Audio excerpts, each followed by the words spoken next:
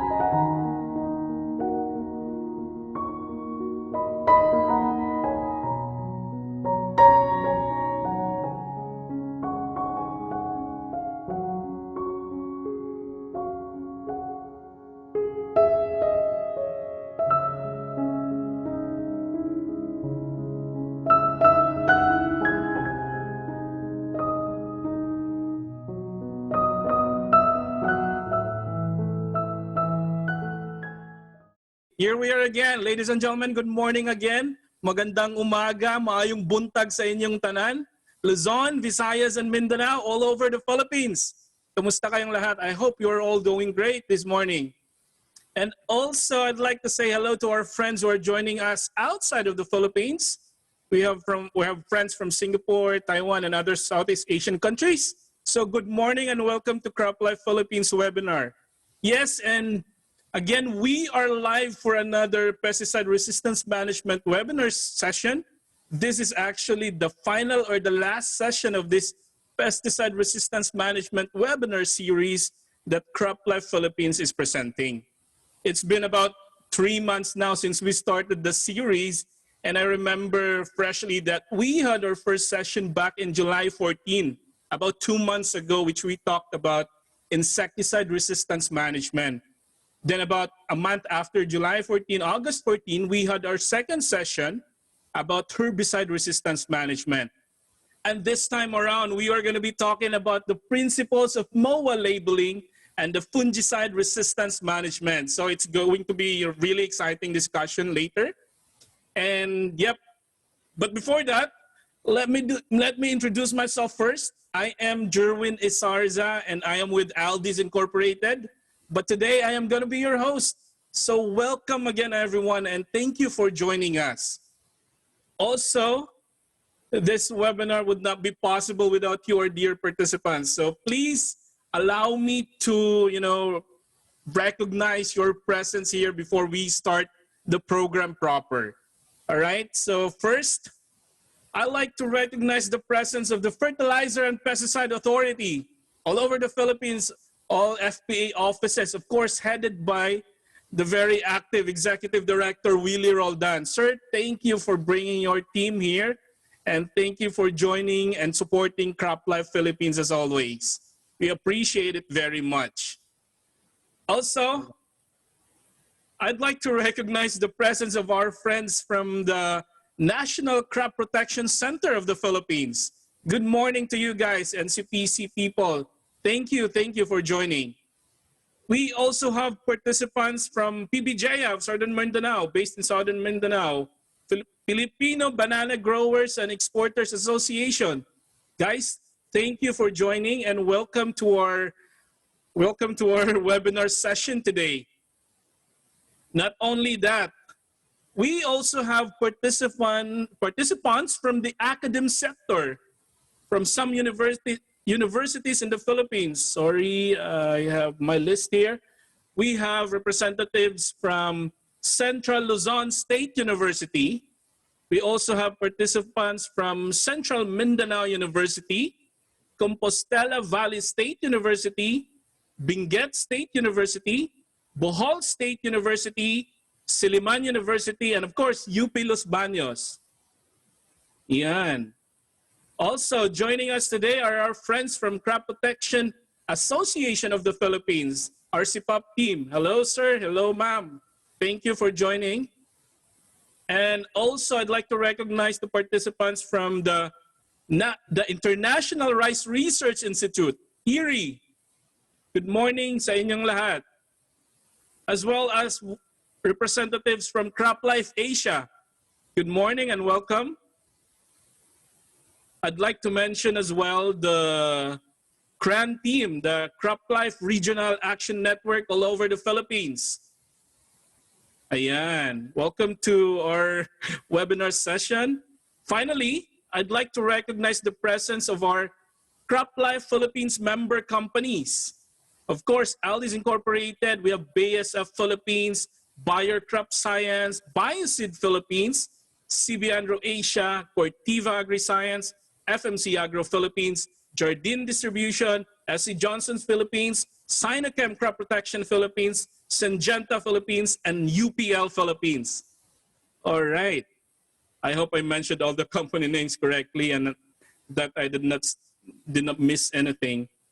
So yeah, and I think that's it. So if there's anything that I missed, especially from the academy or some organizations, please let me know in the chat, located at the right-hand corner of your screen, maybe.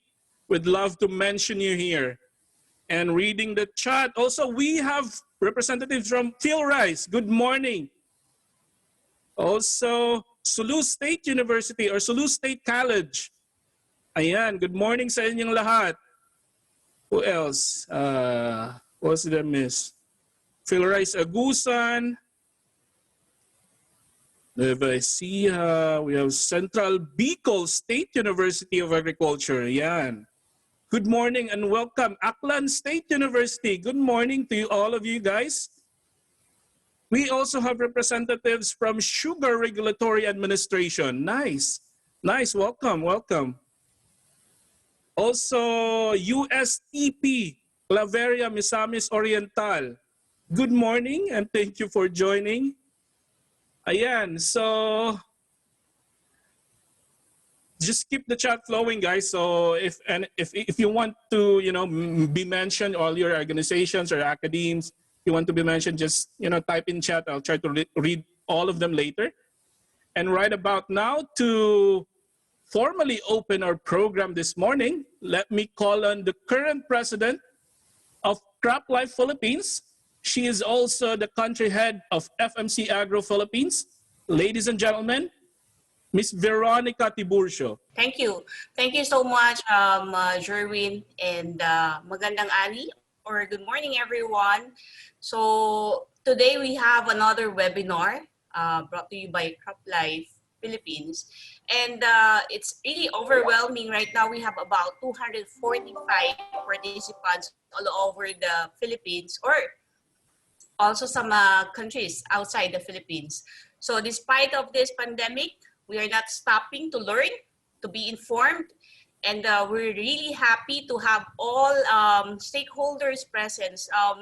This was been one of the suggestions from the director of FPA, Dr.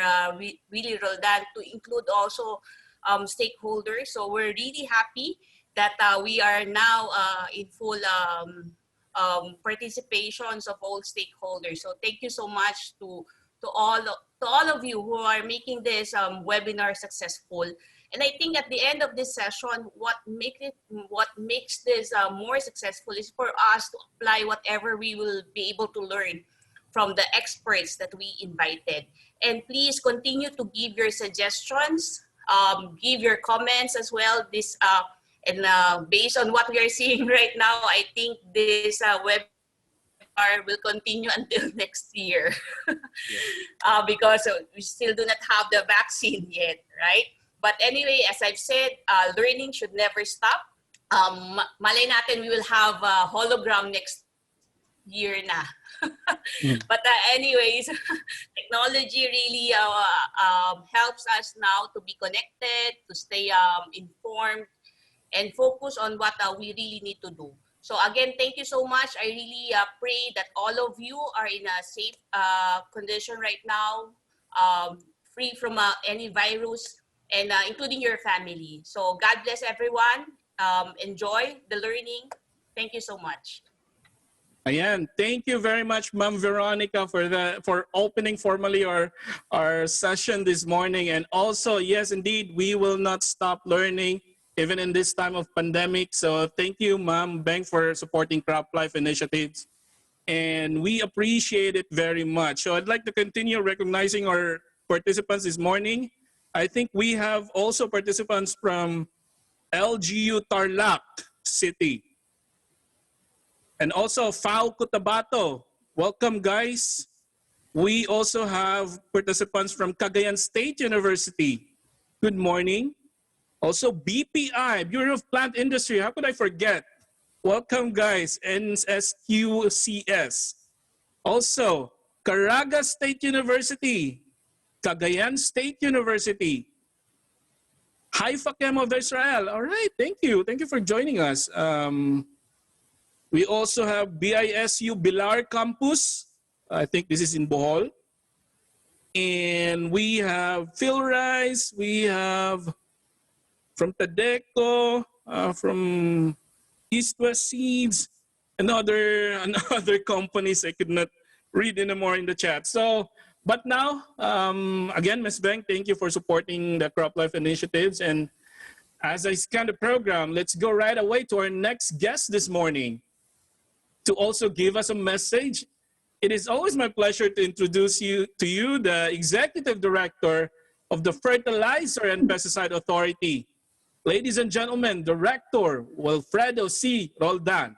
So to the President of Croplife Philippines, Ms. Veronica Tiburcio, a friend, to Ed De Luna, the Executive Director of Croplife, to the organizers and the management of Croplife Philippines, and to all the experts of the industry, in the government, and the academe, our resource person, Madam Victoria Ermita de la Corteva, Dr. Susan Knight from Syngenta APAC, and my friend from Davao, Dr. Benny Corcolon of PBGA, and to all our distinguished participants which have been mentioned. I would like to reiterate our collaboration with the NCPC, to the Filipino Banana Associations, and to the academe and various academe. They always put the academe as part of the pillars of our industry. And to my beloved regional officers and members in the province representing Fertilizer and Pesticide Authority, a pleasant morning to everyone. First of all, I would like to say very sincerely for this invitation to give you some opportunity to deliver a short message, which is very important in the event. This is about mode of action labeling, fungicide, and resistance management. As you know, Fertilizer and Pesticide Authority has been and will always be proud associated with Croplife Asia, which is an organization that is committed to promote and advocate for approaches that will enhance sustainable agriculture in the Philippines. This webinar, this is a new platform that we have discovered during the crisis environment, and hopefully become part of us for the next years or so. But remember, the problem that we encountered these few months, 7 months, has developed our initiative, our ingenuity to come up with whatever we can do to continue our work, our advocacy, and our service to the Filipino people. So this seminar, having in another form of platform, is very important in our continuing education. So I thank Croplife for the job, side by side with EPA, in helping our handlers all over the country, in helping our stakeholders, and much more helping our farmers to understand fully the nature of a pesticide or fertilizer. In this seminar, you will learn more about the mode of action, how we should understand and appreciate in relation to our function as officers of respective companies all over the country, as handlers of small agricultural supply, as leader in a community, and even as leader in a cooperative, a farmers cooperative, or being as a farmer. This is so important because it spells the difference between a safe use of pesticides or fertilizer and the danger attached to the product and the efficacy and productivity of agriculture. And side by side, I always remember my friend Dr. Hill Magsino talking about resistance management. That's why we have put this mode of action for the first time in the books of Fertilizer and Pesticide Authority. We have placed this in our green book, as we call it, the guiding Bible of our pesticide regulations. We have incorporated it with the suggestions of Croplife and NCPC and other stakeholders whom I tried to open up the revision of our green book, which, if you remember, has never been annotated or revised for the last 20 years. So now we have a new green book. But a green book will always be a green book unless you use them properly, unless you refer your actions in the field, in the aspects of regulations, in the aspects of requirements, so that there will be harmony of interactions between the stakeholders, the handlers, the government, the academe, and the farmers. So if you remember, if you recall, I always anchored my discussion or my message or my inspiration about the pillars of our industry. Maybe some of you have heard a lot of times, but for those who did not hear it or hear it for the first time now, the pillars are intrinsically united to each other for the benefits of our industry, the agricultural or pesticide agriculture and fertilizer industry as one. Without one, there is no industry we're talking about. The stakeholders has a very big role in our industry. They are the suppliers of our products. They are the model. They are the catalyst for change. They are the instruments for capacity building in the aspect of intellectual capacity as well as social responsibility. EPA represents the government. We'll always be there side by side with the stakeholders, working together to represent the government and put order. In a civilized society, we need an agency to put order on what we do in our business, individual business. We'll give them guides how to make it easier for them to actively participate in our industry. The third, as we always said, the academe, which remains to be silent. But deep in the academe is the dormant power to improve the ways we do agriculture in the Philippines. We have to level up our collaborations with the academe so that we can have products of the future. We will have new approaches to agriculture. It is not the way what we have done in the past will never be the same in the future. We are now going into an era where our primordial responsibility among the pillars of this industry would be about food security and sustainability. At the same time, protect the environment, improve the lives of our farmers. Joining together, and of course, the last pillars I never forget, and which is intrinsic, which is part of the whole system, are the farmers, which unfortunately or fortunately have been there for the last hundreds or 200 or 300 years, remain to be the most marginalized sector of our society.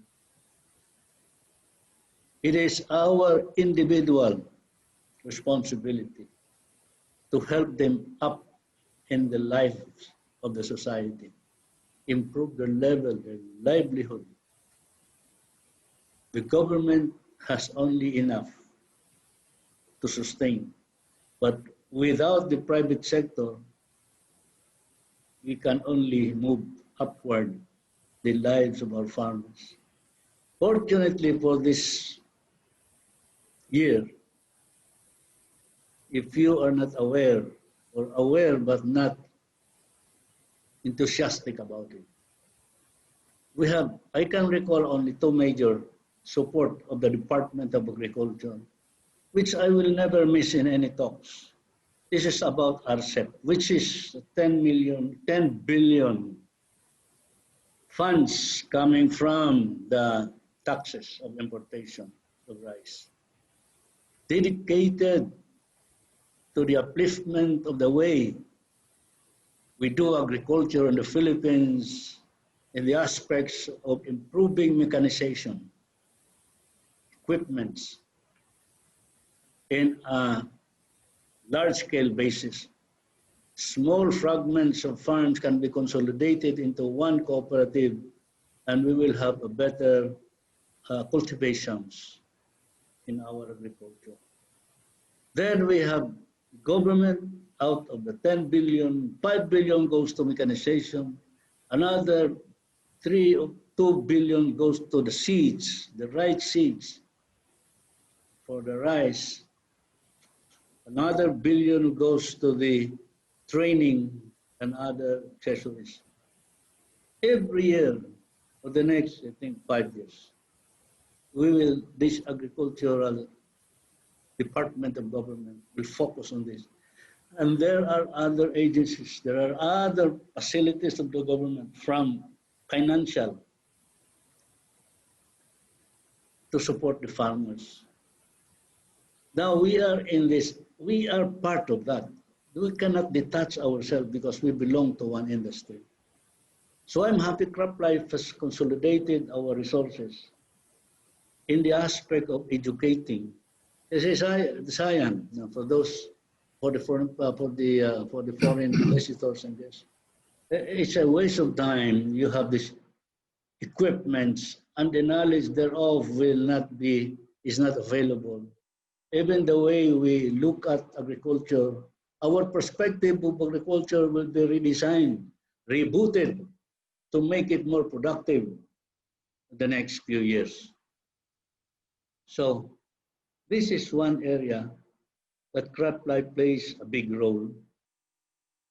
But Croplife will never succeed without the partners in this industry. So that's why I said we work as one, we hold hands together. We hold hands together, act as one, and win as one. So it's a nice message that it's about cooperation, it's about collaboration, it's about focusing what is best for our industry. So this little thing that we're talking about, the mode of action, labeling in fungicide, the previous one was about herbicide, is very important in the management of pest control because they can have a guide. And side by side, the resistance management knowledge. But for all the participants, do not use this say. I want to encourage everyone, pick every bit of information because it's sayang if we do not have the information internalized with us during this another venue, another mode of a platform of learning and communication. Put it every bit of information that can be used. We have respectable guest speakers from the banana industry. We have respectable speakers from the academy, local and international. So I know for a fact also that Croplife is organized mostly among multinational companies. I have no quarrel about multinational companies. In fact, this is part of the development of any country. This is an enterprise that will help us in their line of business to improve, in this particular case, our agriculture. But I would like to emphasize one level, which may not have been emphasized in the past. What I see, what my perspective of Croplife with the able officers now, Ma'am Veronica is a good friend of mine, the executive director, and the others now are part of us. We have already integrated Croplife and CPAP into one potent associations, aggregation to help in our way of business, our agriculture. But for Croplife, I want to step up one level by emphasizing that there's multinational is much needed in this country because they are more advanced in terms of technology. But all I want to level up is I want multinational companies in the Philippines with a Filipino heart. Filipino heart. What we do in the business follows a certain cultural requirements. I know you have been emphasizing about intellectual knowledge comes with the social responsibility. But at the bottom line, it is a Filipino heart working. No matter your mother company is a multinational. After all, in this world, we are one, regardless of color, regardless of creed, regardless of belief. We are one human being ruling the earth. So, in closing, I would like to say, Croplife should take the lead. This should be the lead entity to be champions, to become the champion.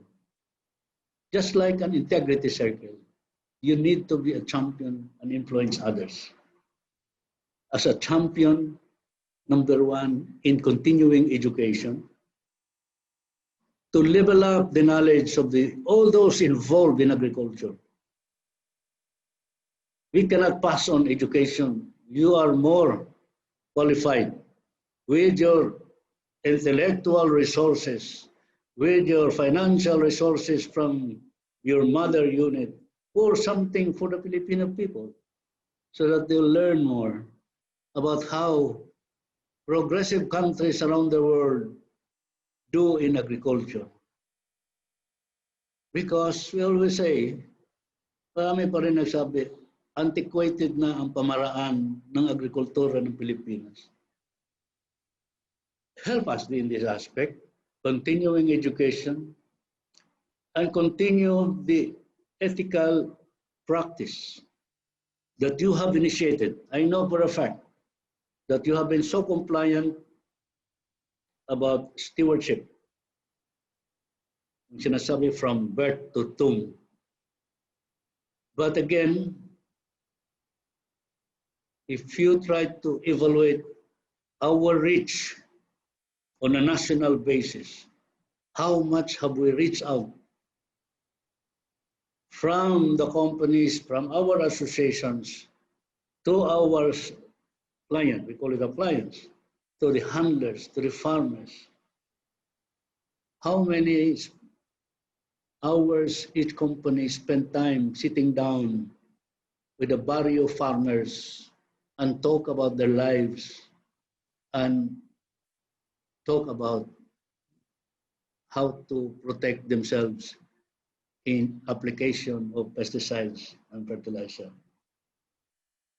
So, as I have said, I thank you so much this opportunity of Corplife for giving me the opportunity to share my passion about working together as a Filipino, regardless of who are your bosses or multinational or what, but we are all Filipinos, working Filipino farmers.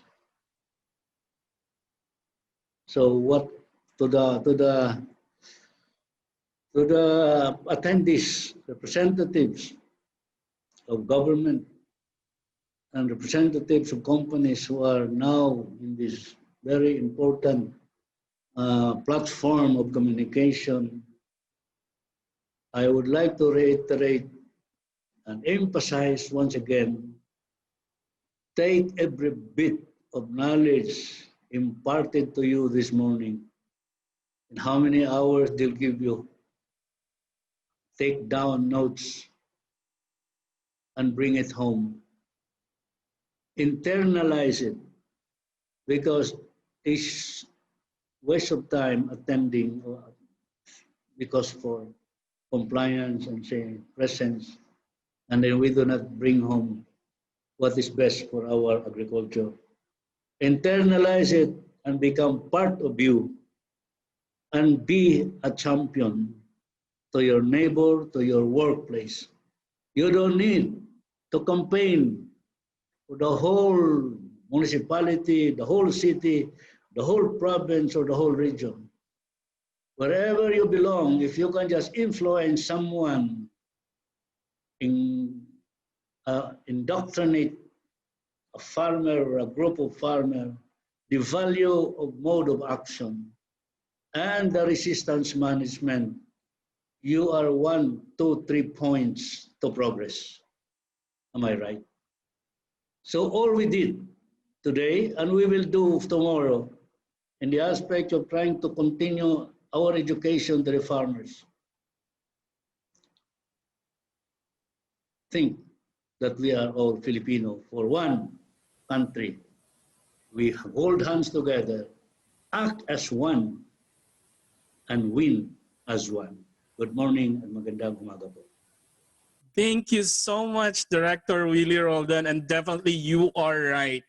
Thank you for being very active in your goals and mission as a regulatory agency. Thank you as well for, leading the FPA as a good partner of the industry, not only in the private companies, but also to LGU, to the academe, to the farmers, and also other stakeholders. And also, I'd like to say thank you for recognizing the importance of this MOA labeling, which has been an advocacy not only by Croplife Philippines, but also the Croplife associations all over the world. And yes, sir, as an industry association, Croplife Philippines will continue to be a champion to reach out all the important stakeholders. Thank you so much.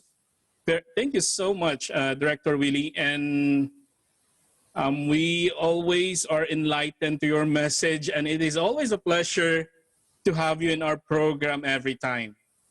Thanks a lot again, sir. And also going back to the chat, I'd like to recognize the presence of our DA-RFO Research Division, RFO1. We also have participants from the Agricultural Research Station of Agri-Allied Research Division, Luzon, and also Agricultural Training Institute. Welcome, guys. We also have representatives from Bataan Peninsula State University, Abukay Campus, CBSUA, Pili Camsur Campus. We also have from Davao Oriental State College of Science and Technology, and other FPA regional offices. BISU Kandihay, Bohol. Also, good morning to the Fertilizer Division of the FPA and the Pesticide Division of the FPA. We also have representatives from LGU Tabango, Leyte. Hello, good morning to all of you. And also Bicol University College of Agriculture and Forestry. Thank you for joining us this morning. We have ATI RTC 3, Dinalupihan, Bataan. Good morning. We also have attendees from Eastern Visayas State University. Nice. Thank you so much, guys. And ayan, we are doing this to, reach out more farmers, more stakeholders, so that, sabi nga ni Director Roldan, we can, in partnership, there will be success. All right. So right now, before we proceed to our first speaker, would like to share a short video presentation about what is fungicide resistance, how this happens, and how you manage it. This video will give a good head start as we go deeper into discussing this topic later in the session. Croplife International and the Fungicide Resistance Action Committee explain fungicide resistance management. Producing high-quality crops is what every farmer in the world wants. That's why for many decades, farmers have used fungicides to protect their harvest from diseases. However, using the same fungicide repeatedly can lead to the development of populations of resistant fungi. This makes the fungicide less effective, risking the yield and quality of the harvest. So why does fungicide resistance happen? Well, the fungal population is made up of a huge number of individuals with natural variation, just like humans, animals, and plants. This genetic variability gives some individuals a higher tolerance to the fungicide. If the same fungicide is used every time, those tolerant individuals can survive and reproduce into millions, passing on their tolerance to the next generation, leading to field resistance. Fortunately, things can still be turned around by using a different fungicide to prevent the fungus from developing. But which fungicide to use?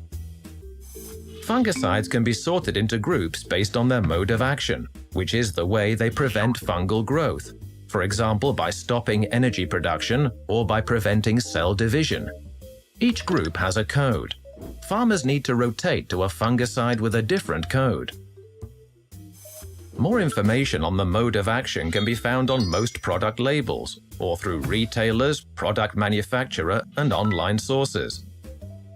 Ultimately, resistance is managed through early prevention of disease, following the labels closely and applying the right amount at the right times.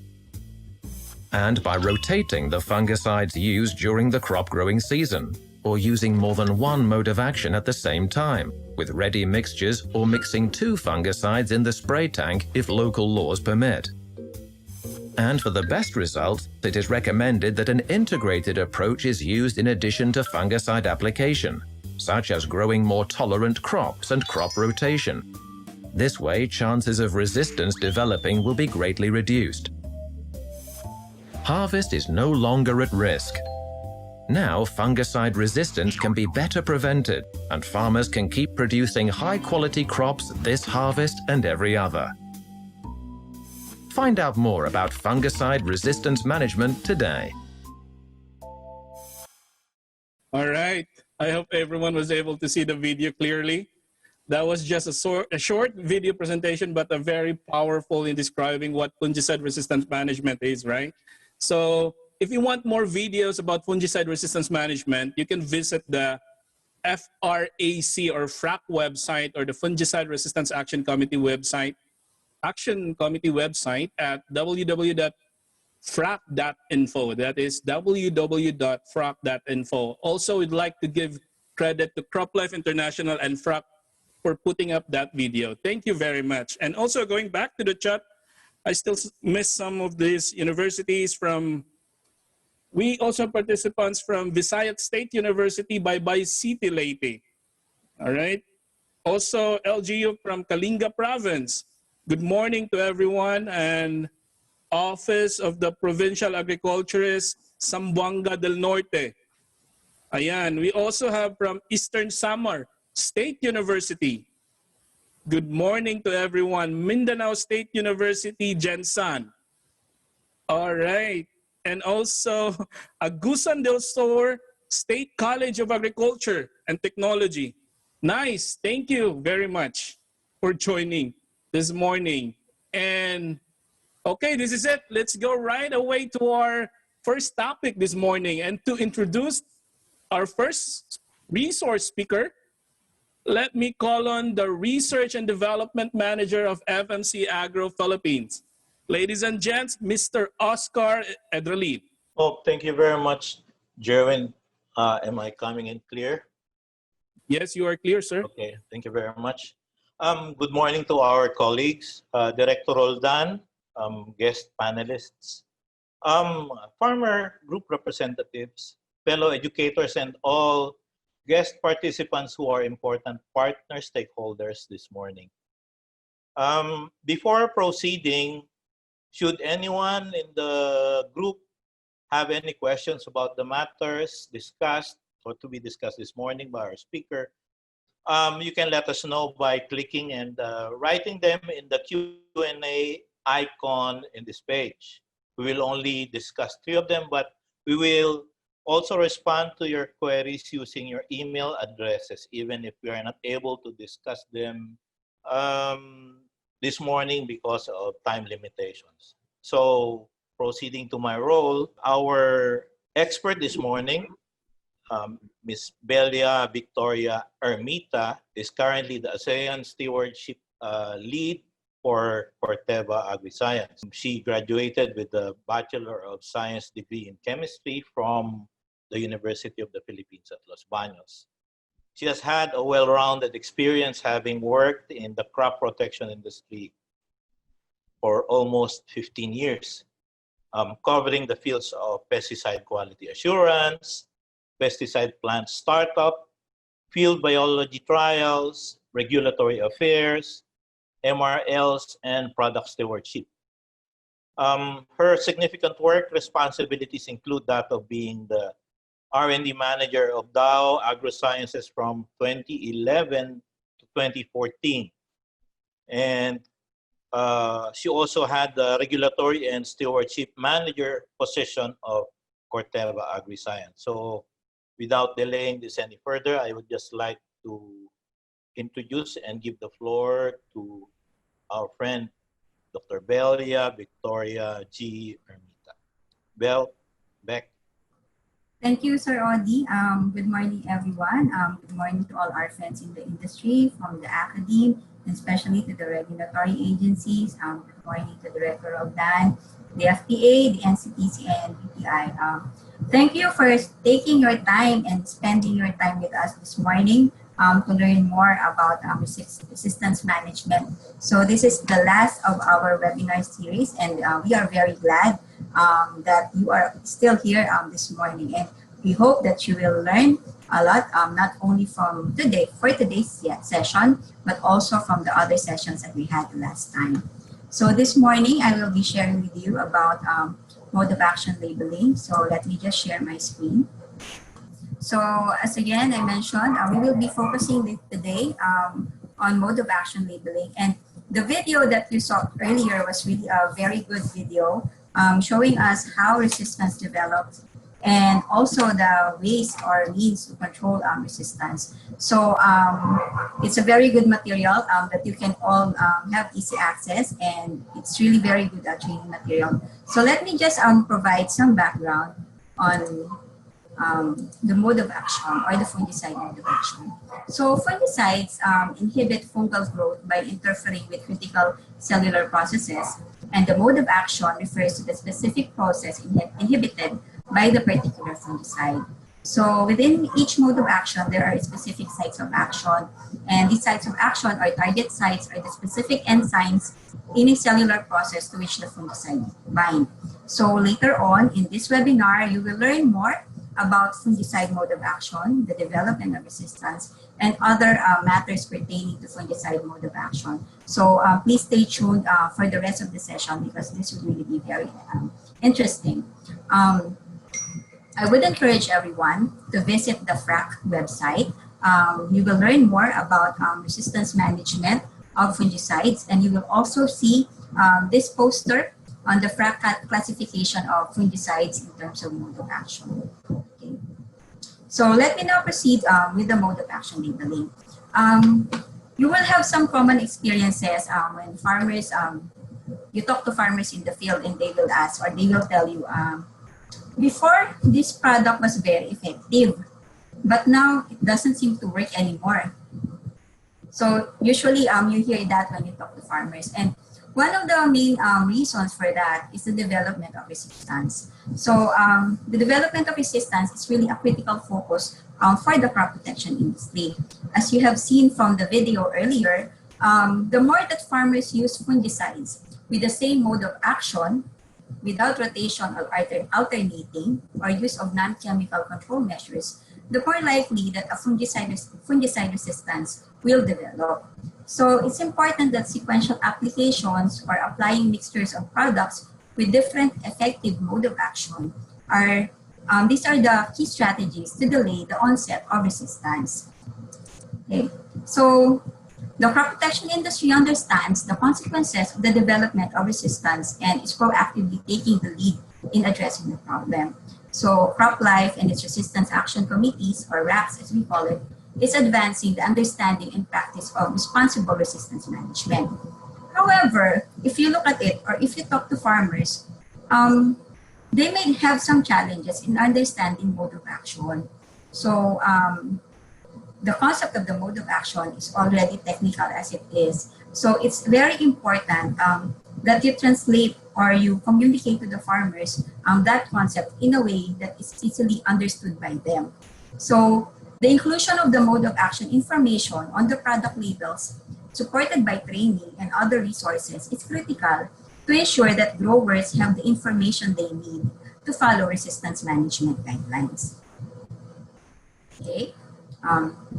So the mode of action labeling is required by some authorities in other geographies or in some geographies. And right now, because of the revision of the Green Book last July 2020, the mode of action labeling is also part of the requirements in the FBA Green Book. So the inclusion of the mode of action information on product labels will ensure that growers have simple access to critical information to support the implementation of resistance management. And Croplife encourages all pesticide manufacturers worldwide to include the mode of action information on their labels. So aside from the guidance of the Green Book, in the Green Book, which I will share later, Croplife has developed a guidance document to support this initiative. What's good about having the mode of action in the product label is that it provides a clear and simple method to inform pesticide retailers and users about the type of pesticide and its mode of action group.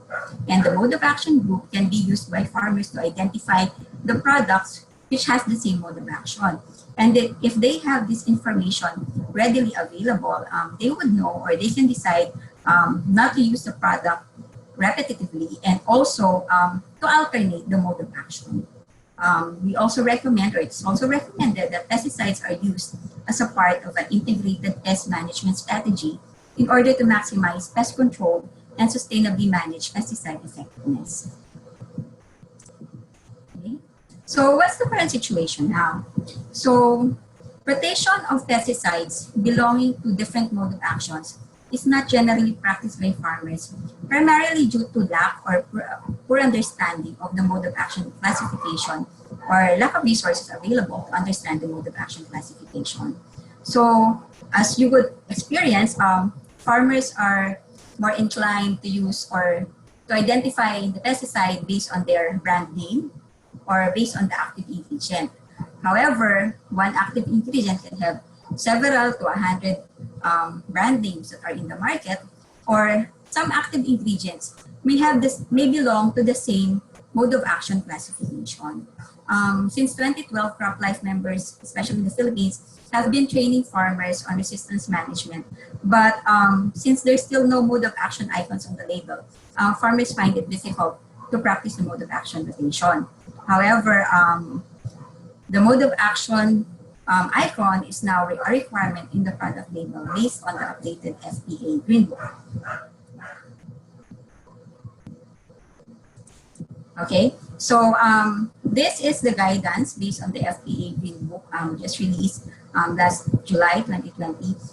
And we are very appreciative and thankful to the FPA for recognizing this one. The MOA labeling guidance, I would say, is one of the good examples of the collaboration of the regulatory agency, the industry, the academic experts, working together towards the improvement or the betterment of our farmers. So with this new guidance on the mode of action labeling, farmers will have easier access, understand, and plan their resistance management strategies. So this is a snip from the FPA Green Book on how the mode of action identification symbol can be seen or will be placed in the label. So based on this, we will print the mode of action identification symbol. The mode of action identification are available from the different websites, from the FRAC, or the Fungicide Resistance Action Committee, HRAC for herbicides, and IRAC for insecticides. On the end-use product label, the MOA information box is prepared based on the following standard format. So based on the FPA Green Book, you will see a box indicating the name of the active ingredient, the group, the mode of action, and then the type of pesticide, whether it's an insecticide, herbicide, or fungicide. So if it's one active ingredient, so you'll only see one there and also one mode of action. But if it's a combination of two or more active ingredients, you will see the two mode of action indicated in this MOA identification box or in this MOA symbol. So the MOA information box, it is recommended or must be located in the front panel of the label for it to be easily visible to the farmers, preferably on the upper right corner. And all text inside the mode of action information box should be black, bold-faced, and all caps on white background. All text and columns should be bordered by a black solid line. So companies will be complying to this guidance from the FPA. It is also good to add resistance management statements, which include specific resistance management strategies for the product in the product label for more guidance by the farmers. So in summary, based on our current experiences and also what we've seen in the videos, the more farmers use a fungicide with the same mode of action, without rotation or use of a non-chemical control measures, the more likely that fungicide resistance will develop. However, resistance can be delayed by implementation of resistance management strategies. And MOA labeling provides a clear and simple method to inform pesticide retailers and users the type of pesticide and its mode of action. However, the inclusion of the mode of action information in the product labels must be supported by training and other resources to ensure that growers have the information that they need to follow resistance management guidelines. So the series of webinar is the first step in understanding the mode of action, and I am confident that the companies will be continuing to train their field personnel and eventually the farmers in understanding the mode of action and resistance management so that the information in the product labels will be used effectively and the farmers can design or can follow effective resistance management practices. So that's my short presentation for this morning. Hi, Beck. Sorry, no. So Odie is out, so I'll try to pitch in for him for a while. So I think we have a question here, Beck, no? Okay, the question is, which tactic is more effective in delaying resistance management, sequential application, or mixtures of different MOAs? Please expound on the supporting theory. Thanks. So it really depends. It depends on what you're experiencing in the field. And it also depends on the type of products and how you plan your spray program. But it's important also that we are not dependent on purely chemical application. So it's good if we follow integrated pest management in which we rotate the mode of action. We also include non-chemical control measures to ensure the proper management of the field. So it's not really recommended that we follow just a full chemical control practice in our field. Thank you.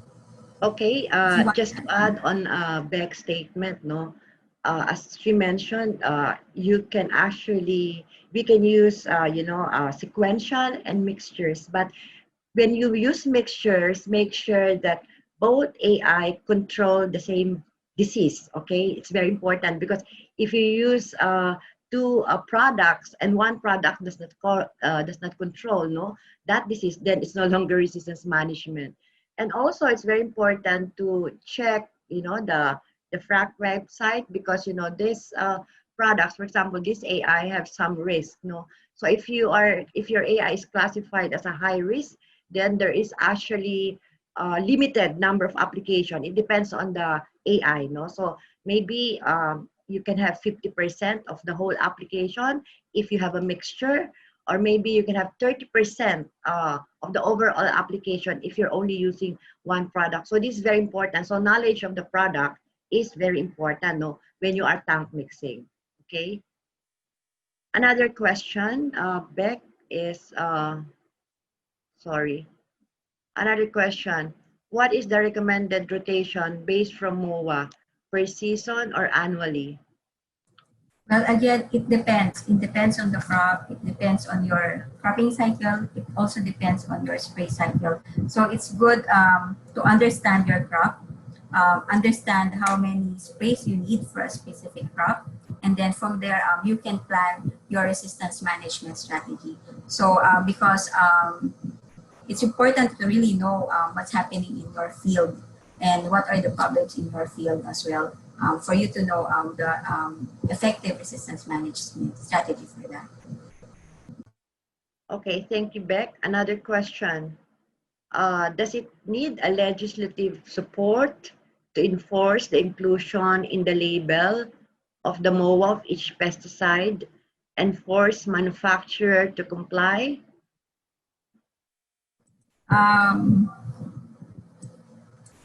I would say it's not really forced. Actually, for Croplife before, the members have been volunteering or will be voluntarily putting the mode of action in the product label.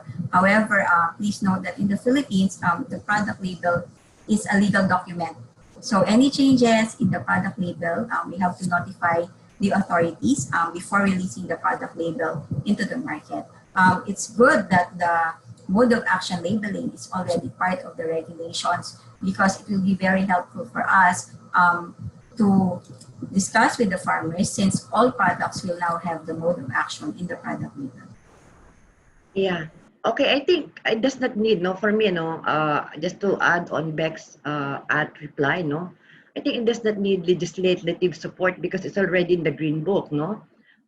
It's actually written in the Green Book and it's mandatory, so everybody should comply because if you don't comply, you are not compliant, no, to FPA rules and regulations. Okay, and of course, with this non-compliance, of course, there are some. I mean, probably FPA can impose some sanctions or whatever. No, it depends on them. But since it's a part of the Green Book, then we need to comply. Okay. Okay. So I think Beck, it's okay. So we have answered Thank you. the question. So back to Jerwin. All right, thank you very much, Miss Beck and Miss Florence, for taking the time to answer the questions of our dear participants. Unfortunately, we do not have enough time to answer all your questions live, as we have other speakers that will be talking about other topics. But hey, don't worry, all these pending questions will be answered in the background as we go along with other topics. Just visit the Q&A tab found at the bottom of your screen from time to time, and all these questions will be answered one by one. So visit lang kayo sa question and answer tab. Okay, so right now, let's move on to the second speaker this morning. And to introduce our second speaker, let me call on again the Head of Crop Protection Development of Syngenta Philippines, Ms. Florence Vasquez. Okay, thank you very much, Jerwin, and good morning, everyone, to our guest speakers, and also, of course, to Director Roldan and to all the participants. Good morning. So it's my honor, it's actually an honor for me to introduce our next speaker, who happened to be my line manager before. So our speaker is responsible, for leading resistance management for Syngenta in Asia Pacific across all product lines.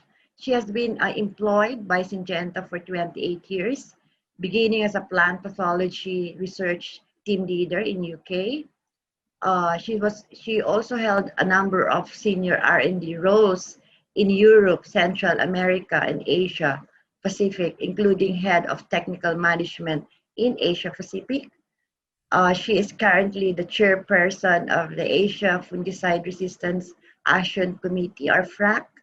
She is a member of the Global FRAC Steering Committee, where she strongly advocates for Asia, particularly in creating communication material, example, leading the production of the FRAC video.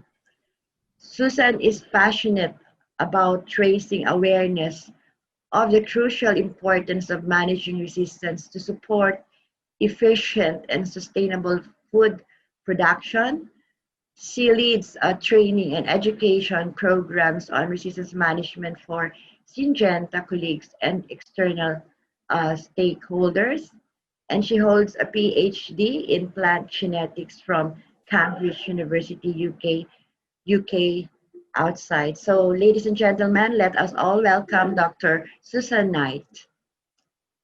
Thank you very much, Florence, for the warm introduction. And it's an honor to be involved in this session today. So I'm going to share my screen now.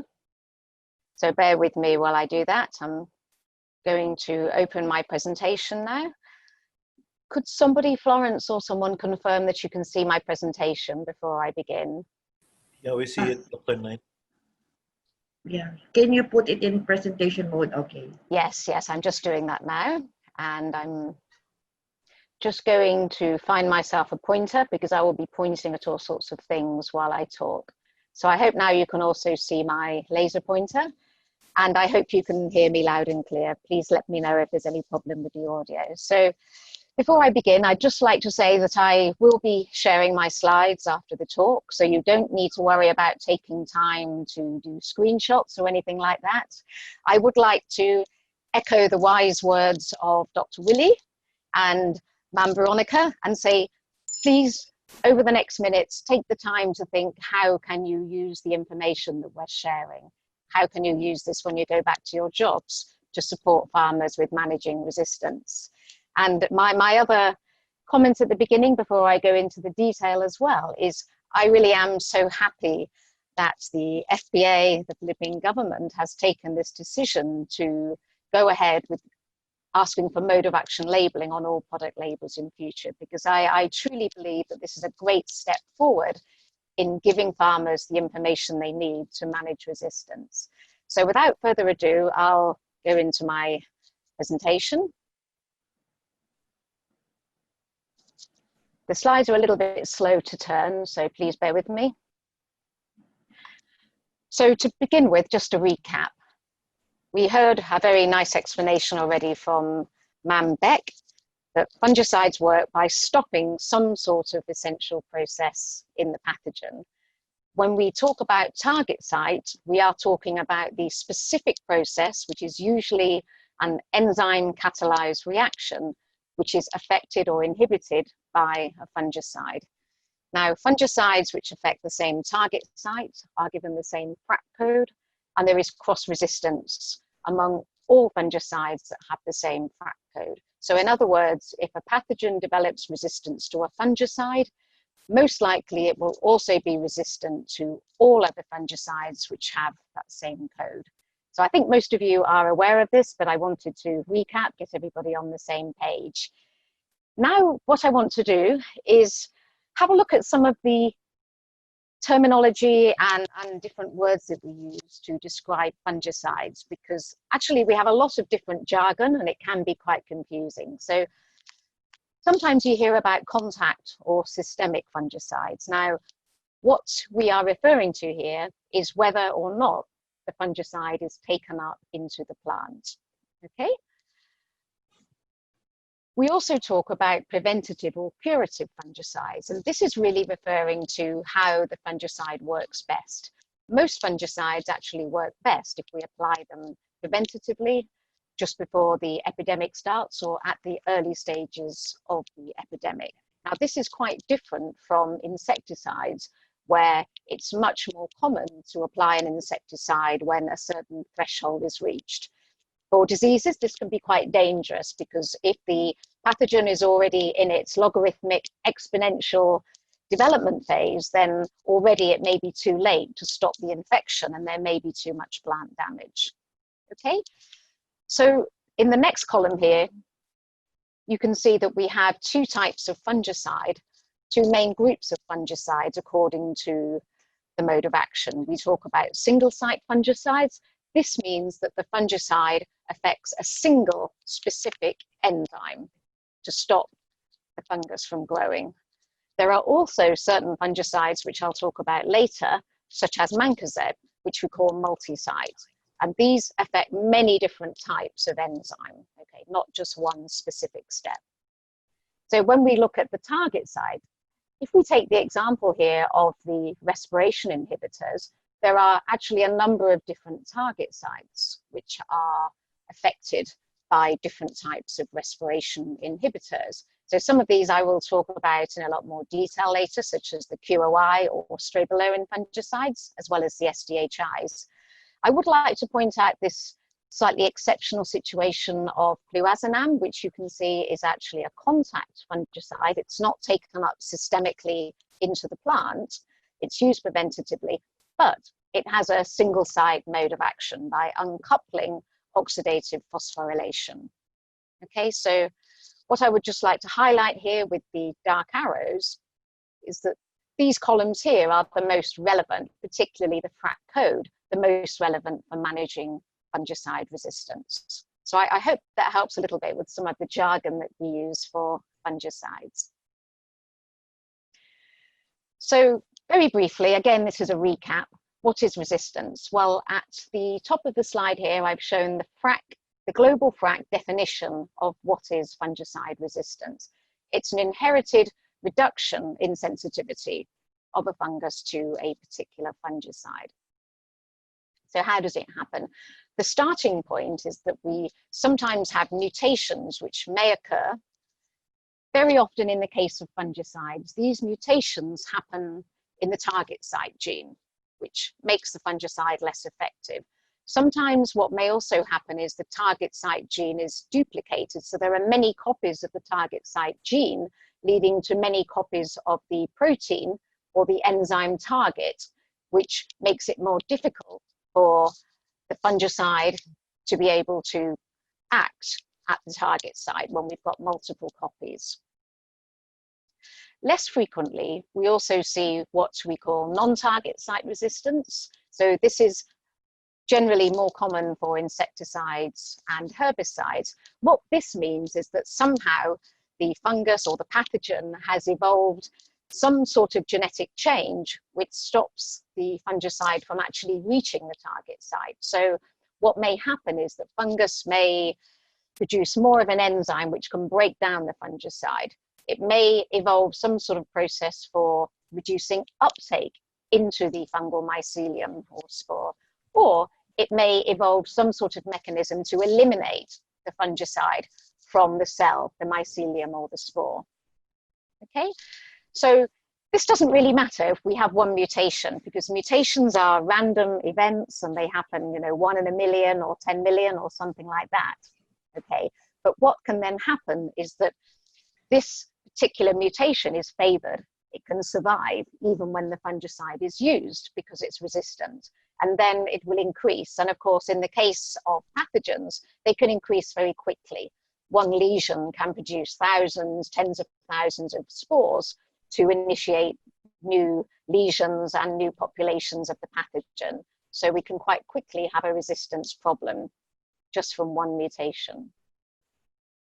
I'd like to share with you an example of a target site mutation, which has been very well studied. Many of you will be familiar with this. What we are looking at here is the gene sequence, the nucleotide sequence in the cytochrome B gene, which is the target site for the strobilurin or QOI fungicides.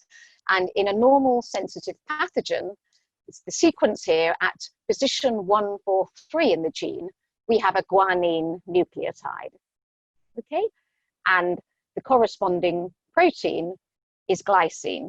Okay, so this is the normal cytochrome B protein. Now what happens is very frequently when we detect resistant pathogens, the cause of this resistance is a single mutation, a single base pair change from guanine to cytosine, and this leads to an alanine residue, a different amino acid in the protein. Now this changes the conformation of the cytochrome B protein and makes it more difficult for the fungicide to bind to the binding site, and it doesn't work. Okay, so that's how resistance can happen. That's one example. Before I go into some more examples, what I'd like to do is just emphasize the good information that was given earlier about the FRAC website. Please do take the time afterwards to have a look at the website, because there is a lot of information there that will help you to understand more about fungicide resistance. Just again, a very high level overview, but the purpose of the global FRAC, all of these companies and organizations working together, is to help manage fungicide resistance globally. It's to provide guidelines to help with managing resistance and to identify where most effort needs to be made. So one point I would like to emphasize here is that when you go into the FRAC website, what you will see is there are certain pages which give you information about particular mode of action groups, such as the SDHI fungicides or the QOI fungicides. When you go into those guidelines, you will see there are very specific directions given for each mode of action group. And this is actually a little bit more specific and prescriptive compared with the IRAC or HRAC guidelines. Okay, so it's something quite special for FRAC. And I think there was an excellent question asked a few minutes ago about whether these guidelines are for 1 year or 1 season. And that's really been a very good topic of discussion. And I'm quite keen that we make that very much more specific to help the situation here in Asia and in the Philippines, where we have multiple crops in 1 year. We need to make sure that these guidelines are actually relevant for the crop season. Okay, so that's somewhere where you can help me as well. I think that's something we all need to work on together. And the Other very important information that's already been mentioned in this webinar is the FRAC mode of action poster. So I'll show you in the next slide how the poster looks and explain a bit more about it. But what I would like to emphasize is that the poster is based on a huge amount of scientific data and analysis. So when a fungicide is assigned to a new mode of action group, it's based on solid science. So a company proposing a new mode of action group must bring evidence to the global FRAC to say why it's in a separate mode of action group. We must be able to prove that there is no cross-resistance between the new group or the new fungicide in the new group and the other groups. That way, the poster gives very, very solid and useful information for managing resistance. So how does the poster look? Well, I'm afraid you can't see it properly. There are too many modes of action and probably too small on your screen, but it's a very nice problem that we have here, because what we actually have are 65 different mode of action groups. Now, not all of those obviously are registered in every country and every crop, but there is no doubt that over the last years, there has been some fantastic innovation from the different companies that bring new modes of action. This includes chemicals as well as biologicals, and I'll talk about that later. Okay, now there's something else, one last thing I want to share with you that is available on the FRAC website, and that's what we call our FRAC resistance risk matrix. Now, again, this is something quite unique to FRAC. You won't see anything like this for herbicides or insecticides. It's a tool or a model which you can use, any of us can use, to help assess risk of any given situation where fungicides are used. And it can help us to prioritize where do we need to make more effort to manage resistance. So let me take you through this. So it's a three-dimensional matrix. On the left-hand side here, we classify each of the fungicide mode of action as low, medium, or high. Now, one point I'd like to emphasize here, which is sometimes misunderstood, high fungicide risk does not mean you cannot use that fungicide. What it means is we need to be much more careful. You must make sure that the guidelines are followed. Now, the other second dimension is the pathogen risk. Now, I think all of you here, you are very well aware that there are certain pathogens which always seem to get resistance first, where there seems to be a higher risk. Many of you are familiar with the banana world, so you will know that black sigatoka is a high resistance risk pathogen. Okay, so we look at that. And finally, and probably even more importantly in this part of the world, is the agronomic risk. So in other words, how are farmers in that particular location using the fungicide? Because even if a pathogen is medium risk, even if the type of fungicide is only medium risk, if the farmer is using that product over and over and over again throughout the year, then we may have quite a high risk situation. So in summary, as we move to the right and as we move up, you can see that we have increasing risk going from blue, green, yellow, cold colors to hot colors. And I've put some examples here. In a situation where a farmer is using one triazole or DMI fungicide for rice sheath blight, Rhizoctonia solanae, we'd say the risk is low to medium.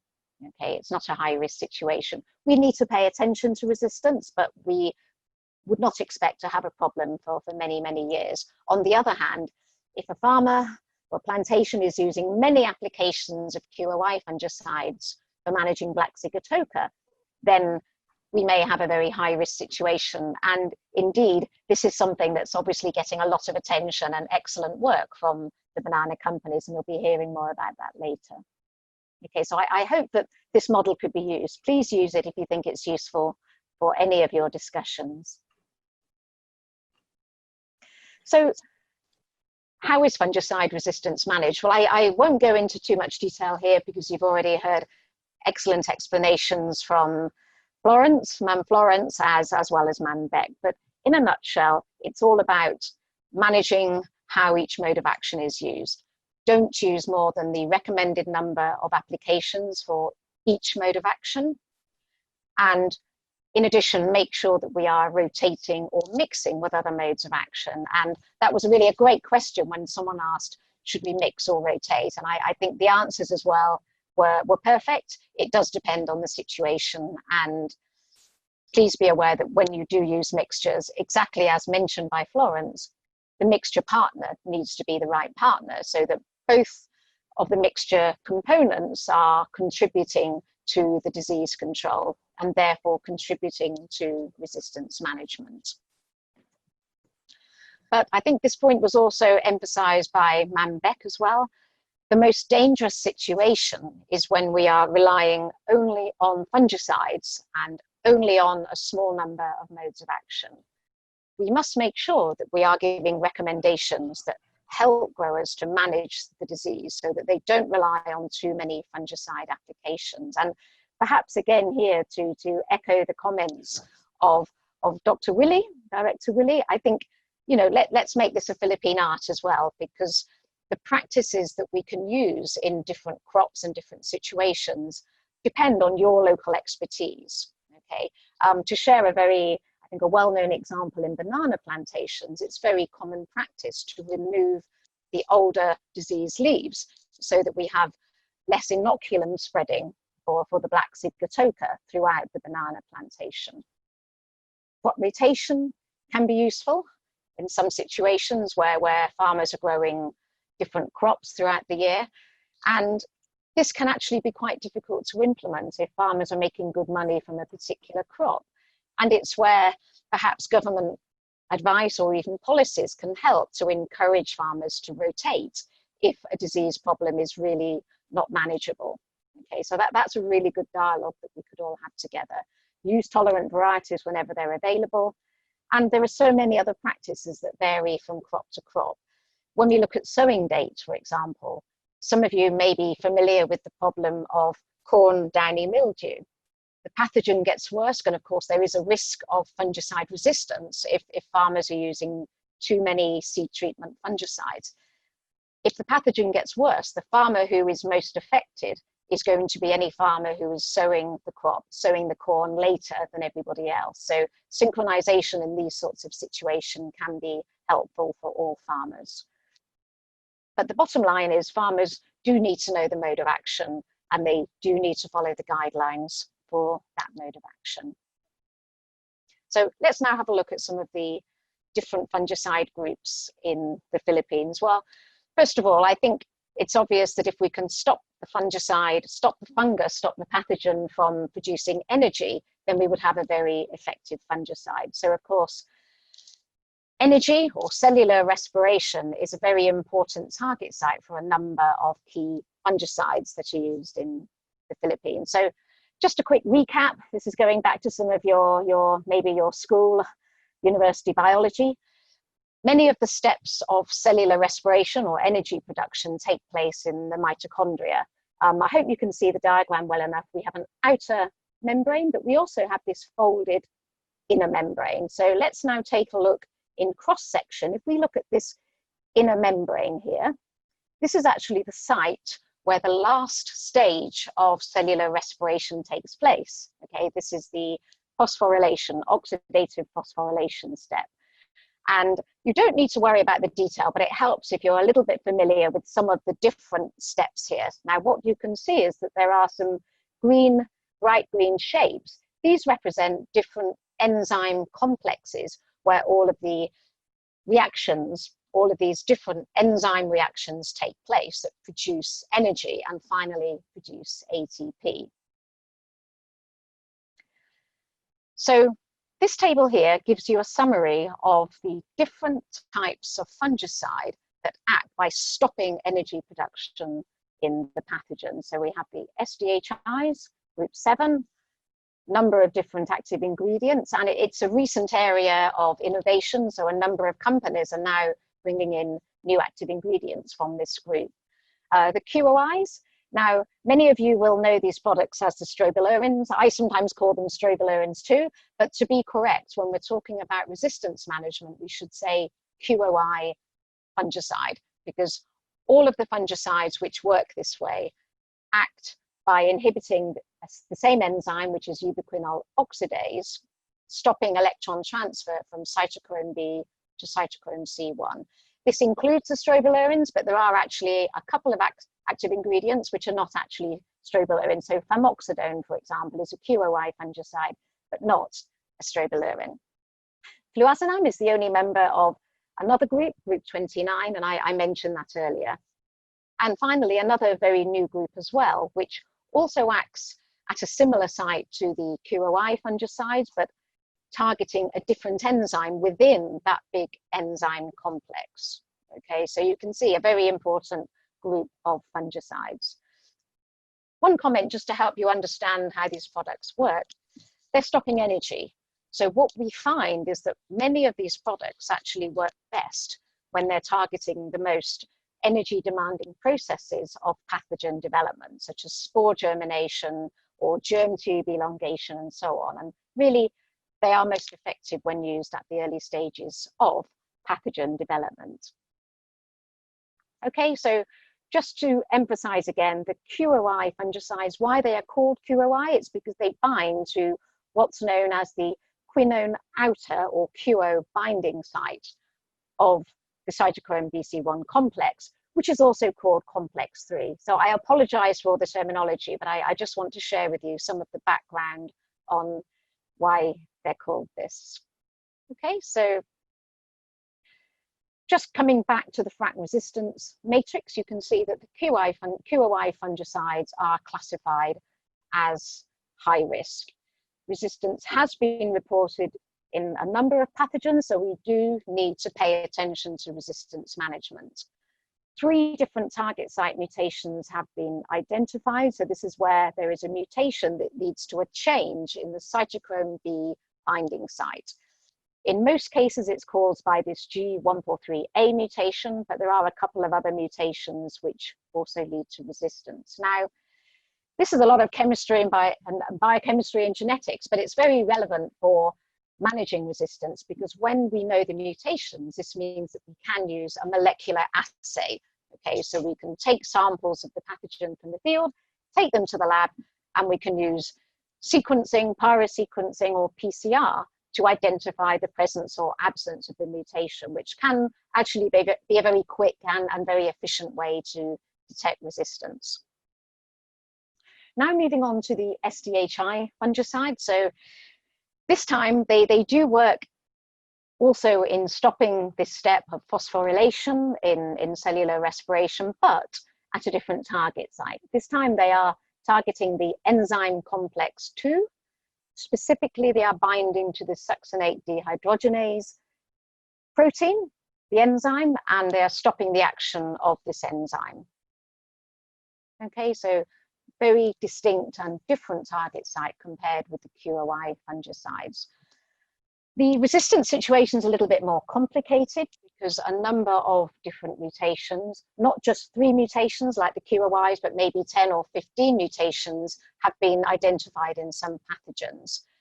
So it's a little bit more complicated. It means that probably when we're looking for resistance, using a bioassay, so using whole plants rather than molecular, is best to start with, because we actually may not know which resistance gene we are looking for. So moving on now to another very important group of fungicides. Let's now look at the sterile biosynthesis inhibitors, SBIs. Now, ergosterol is actually the main sterol in fungal membranes, and you may be interested to know that ergosterol is actually the fungal equivalent of cholesterol. Cholesterol is actually the main sterol in human cell membranes. Okay.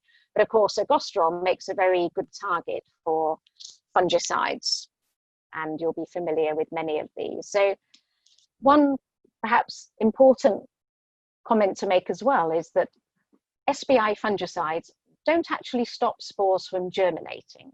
They can stop the spore germ tube from elongating and becoming a mycelium, but they can't stop the spore from germination. And this is simply because the spores actually contain reserves of ergosterol. The fungus has its own ergosterol at the beginning, so stopping ergosterol from being synthesized won't stop the spore from germinating. So this, maybe you may think again, what's the relevance? But this does influence how we do the resistance monitoring when we actually do the testing in the lab. Okay, we need to understand this mode of action. And another point as well, which is actually very practically relevant when we guide farmers, is that the oomycetes, which I shouldn't call fungi, we all call them fungi, but they're not, they're actually a separate group. They don't have ergosterol in their membranes. So the SBIs, these kinds of fungicides, never ever work for controlling oomycete pathogens like downy mildew or late blight. Okay, so there are two main groups of SBI fungicide used in the Philippines. We've got the DMI fungicides. This includes many of the products that you all know very well, the triazole fungicides, and they inhibit a demethylation step of lanesterol. Okay, so one very specific enzyme. And we also have the amine fungicides, which you will know as the morpholines, which actually inhibit two different steps in the synthesis of ergosterol. So both of these types of fungicide will stop the production of ergosterol and kill the fungus in that way. So just to show you here in a little bit more detail, the DMI fungicides, all known as group 3. So again, when a farmer sees group 3 fungicide, yes, he or she can see very well how they should be using that from a resistance viewpoint, but it also gives them the information that they cannot use this fungicide for oomycete pathogens. It won't work. So it's very, very useful information. Okay, and the morpholines are more specific fungicides. They have a narrower spectrum of control, but they're useful, for example, in controlling banana sigatoka and some powdery mildew diseases.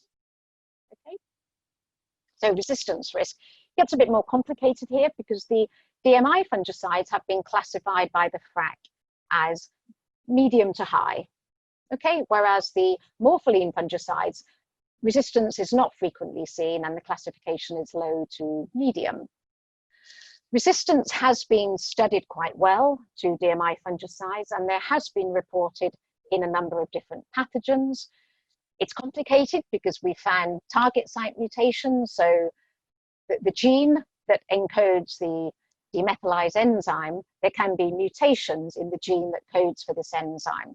Okay, it can be a point mutation, or sometimes the enzyme can be overexpressed, which means then that the pathogen can still produce ergosterol even when the fungicide is used.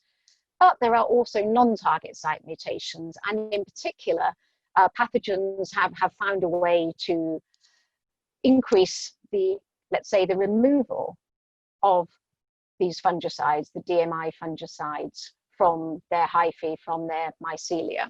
Okay, so we call this fungicide efflux. Now, this is, again, it's a lot of genetics, a lot of detail, but what's really important is that when we see resistance to DMI fungicides, we don't see a sudden failure of control. What we see are stepwise changes where maybe the fungicide becomes a little less effective. We don't want that to happen, but if it does happen, at least we have some sort of early warning, and we then know that we need to be very careful to stop any further reduction in efficacy. We need to manage resistance very carefully.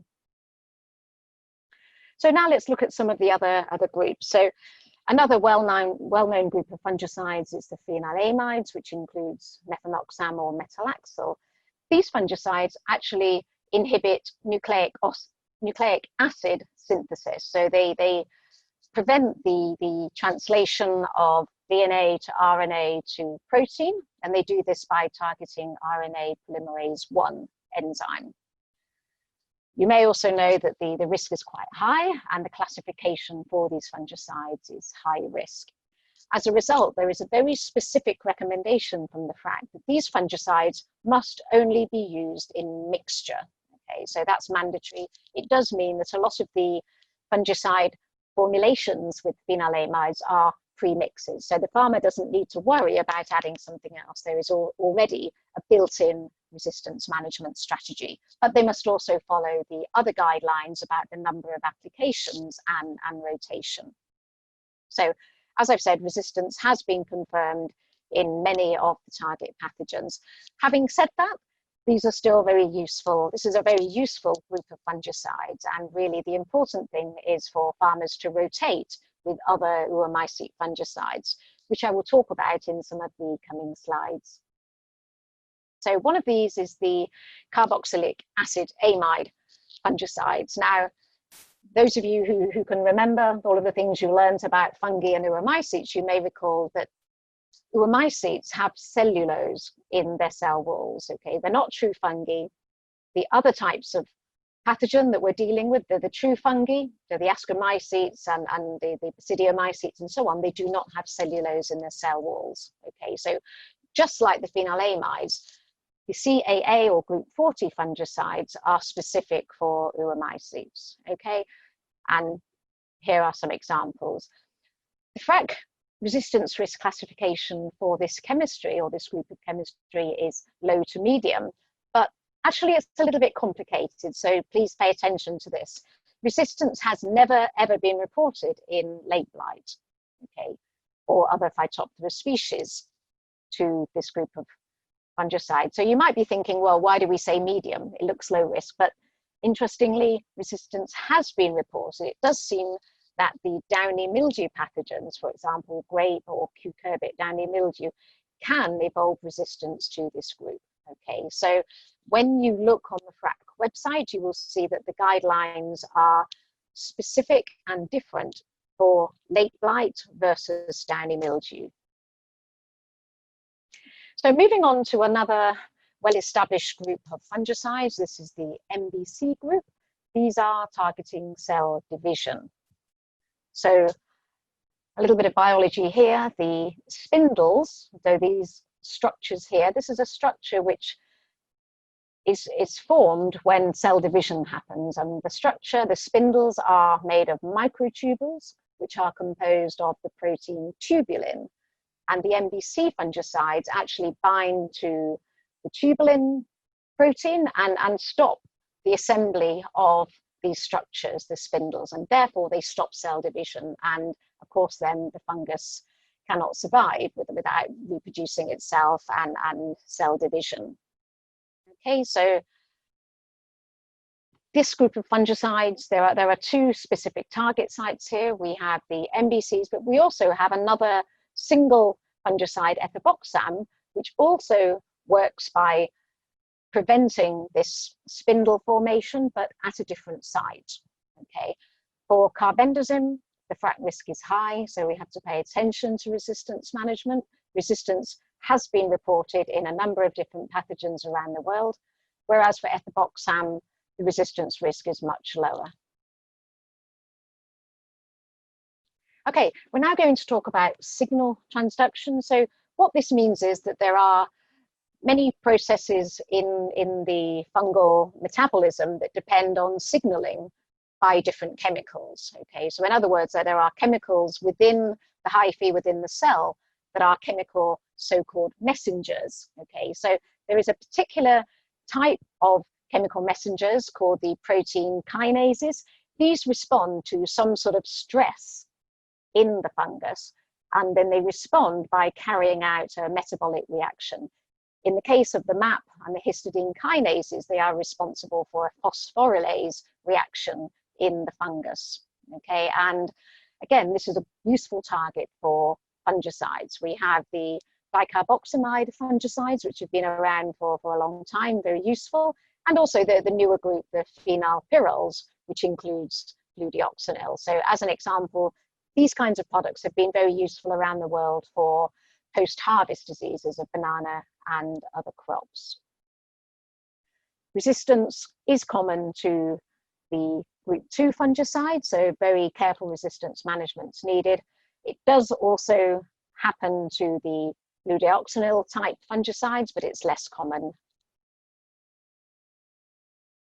So now I can't go through every single fungicide group in detail, but I would like to share with you just a little information about some of the other fungicide groups that can be used and are very useful for resistance management in the Philippines. So we've got group 9, the anilino-pyrimidine fungicides, useful for fruit and vegetable diseases such as black sigatoka. We have cymoxanil, which is another oomycete-specific fungicide. Interestingly, although the product has been around for a long time, nobody knows exactly what is the target site, but it has been placed in its own unique group because it does not show any cross-resistance to any other known fungicide. we have yet another oomycete-specific fungicide, propamicarb hydrochloride, group 28. Again, this one is a specific fungicide for oomycete pathogens. And then finally, I'll mention dodine, which is specific for non-oomycete, so it controls the true fungi. And it's another mystery. It's another fungicide where we don't fully understand the mode of action. So something a little bit different now before we finish off. I'm going to look at some of the lower risk types of fungicide and fungal control agents. So you remember at the beginning I mentioned these multi-site fungicides. So what we have here are copper, sulfur, so the inorganic type fungicides, as well as mancozeb and related dithiocarbamate fungicides, captan and chlorothalonil. So whenever a farmer sees M means multi-site. Okay, as I mentioned at the beginning, these fungicides all work by disrupting many different metabolic processes. As a result, it's actually very difficult for the pathogen to evolve resistance because it would have to evolve so many different random mutations, and that really doesn't happen. So we don't see resistance. So wow, you know, we have an opportunity here. We have products with almost no resistance risk, so we can use them a lot. Well, that's completely correct. The classification is low risk, and there are no restrictions on how these products are used for resistance management. So there's no limit to the number of applications. They can be used in any way. But please, before we go away, let's remember as well that you still have to follow the label. And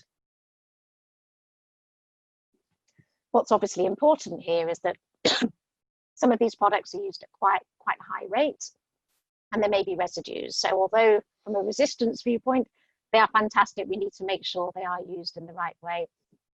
And I'm sorry to make an obvious point here, but they need to work, they need to be effective, because sometimes I hear blanket broad statements about how a product is very good for resistance. It's only good for resistance management if it's working well to control the pathogen, because that's the only way it will reduce the resistant population of the pathogen. Okay, so I think perhaps this is very obvious to everybody listening, but we also need to make sure that our farmers understand that point. Okay, so another very useful group. Now I'm going to show you some of the fungal control agents that work in a different way. So first of all, we have chemicals. So these are chemicals, but they don't act with direct fungicidal control. So if you did a test in vitro on agar, you wouldn't see any effect. But in the plant, what these products are doing, so we've got products such as phosphatile aluminium, or active ingredients such as phosphatile aluminium, it's inducing the natural resistance of the crop plant. Okay, and that's how it works. So whenever you see P, the letter P, this is referring to plant defense induction.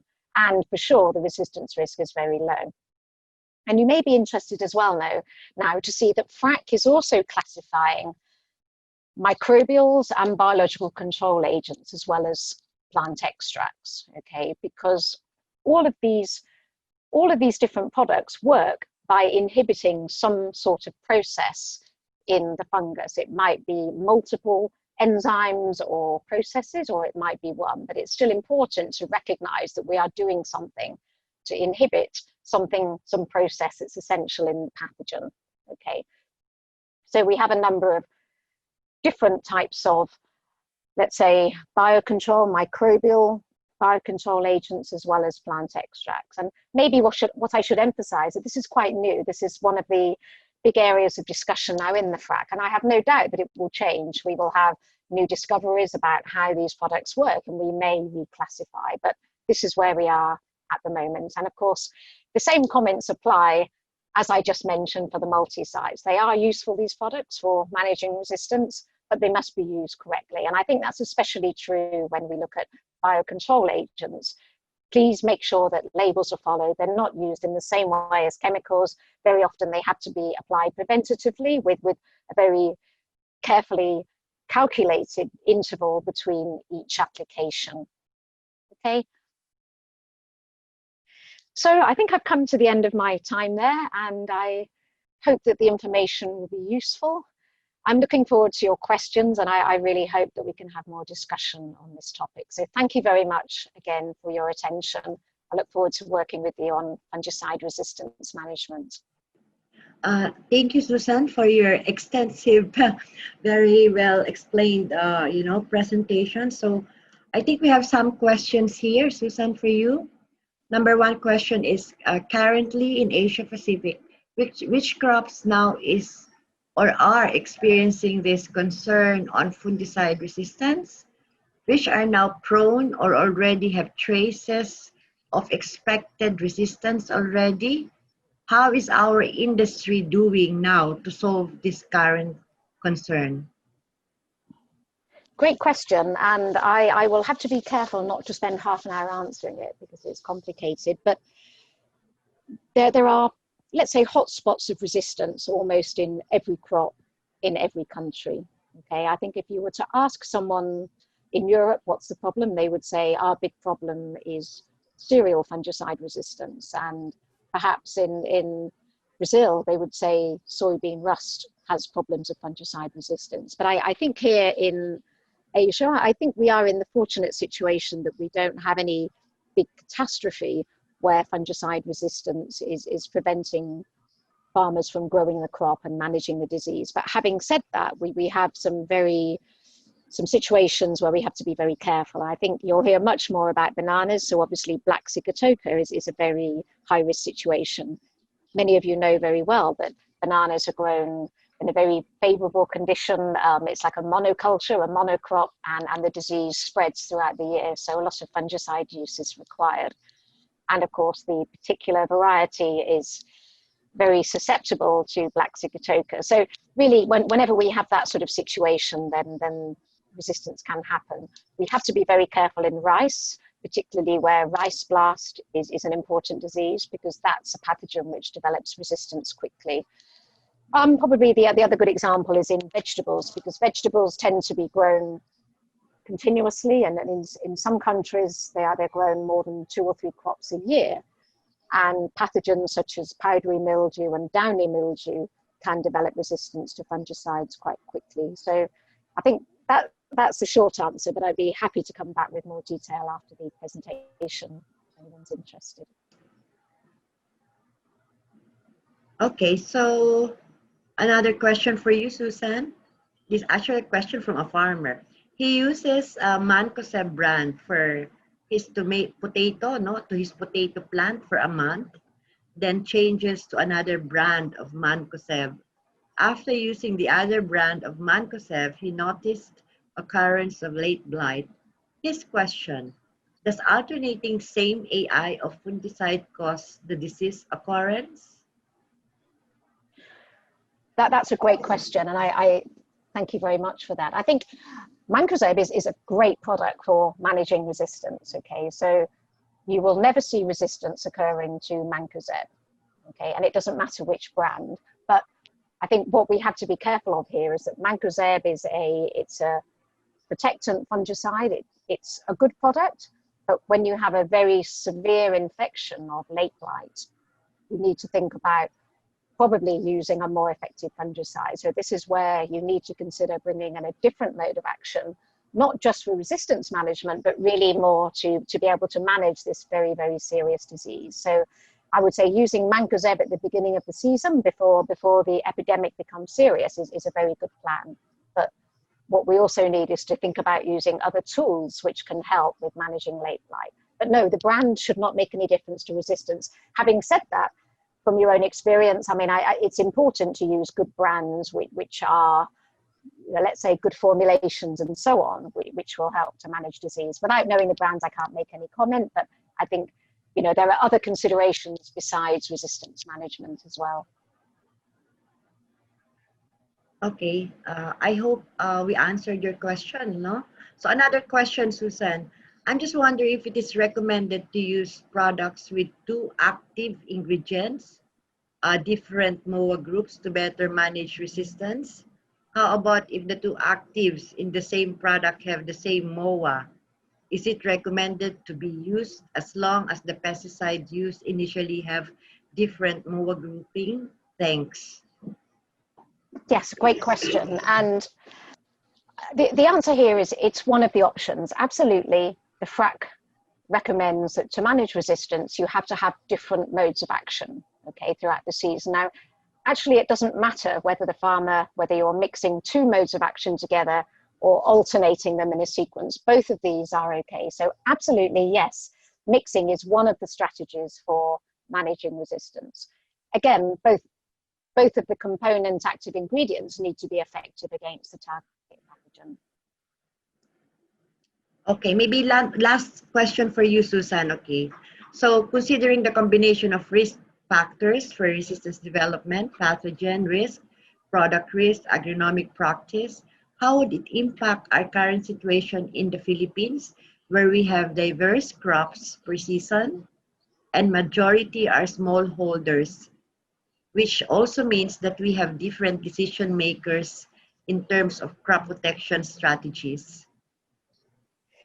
That's a fantastic question. I think, yeah, I mean, I think this is where you can use this model, if you want, to help with this kind of discussion, because exactly as you've said, you may have situations where even the same product is used against the same disease in a different way by different groups of farmers. And I think that will help to highlight where you have a particular situation, say a particular farmer group or a particular location where farmers are using products in a risky way.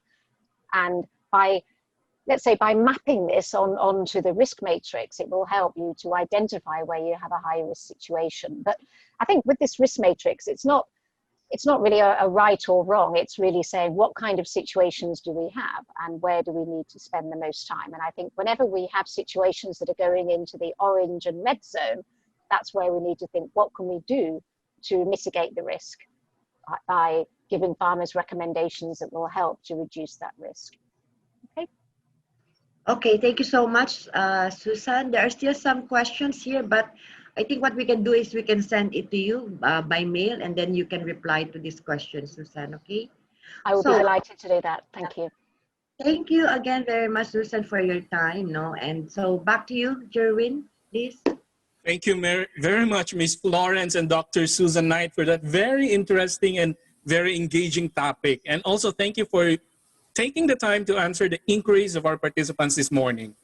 And just to reiterate and remind everyone, we would like to apologize that we could not answer all the questions live due to time limit.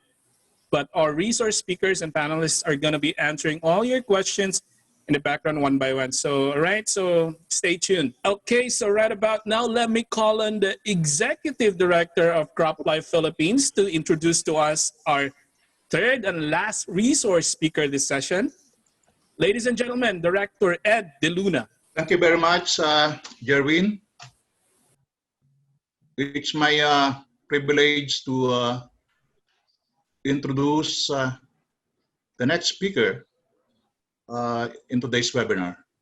Our speaker obtained his BS, MS, and PhD and plant pathology degrees from the University of the Philippines at Los Baños.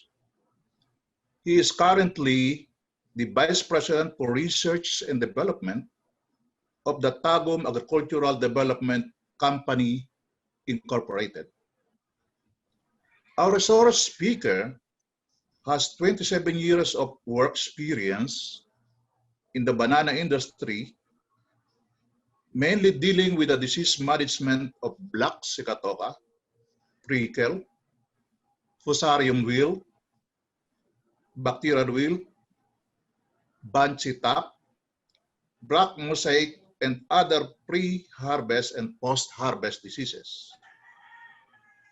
He is an author and co-author of several relevant papers and posters on banana disease published in peer-reviewed journal or presented in the local and international conferences.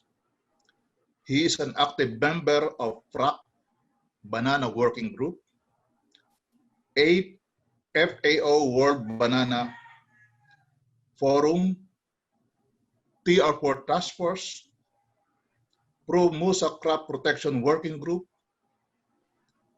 American Phytopathological Society, the International Society of Plant Pathology, International Society for Horticultural Science, and the Philippine Phytopathological Society. Ladies and gentlemen, it is my esteemed honor to introduce to you Dr. Benny M. Corcolon. Thank you, Ed, for the kind introduction. And good morning, everyone. It's an honor and privilege to be invited as one of the speakers in this webinar series on fungicide resistance management. It is also an honor to share with you our practical experiences in the banana plantation in terms of fungicide resistance management. Let me share you my presentation.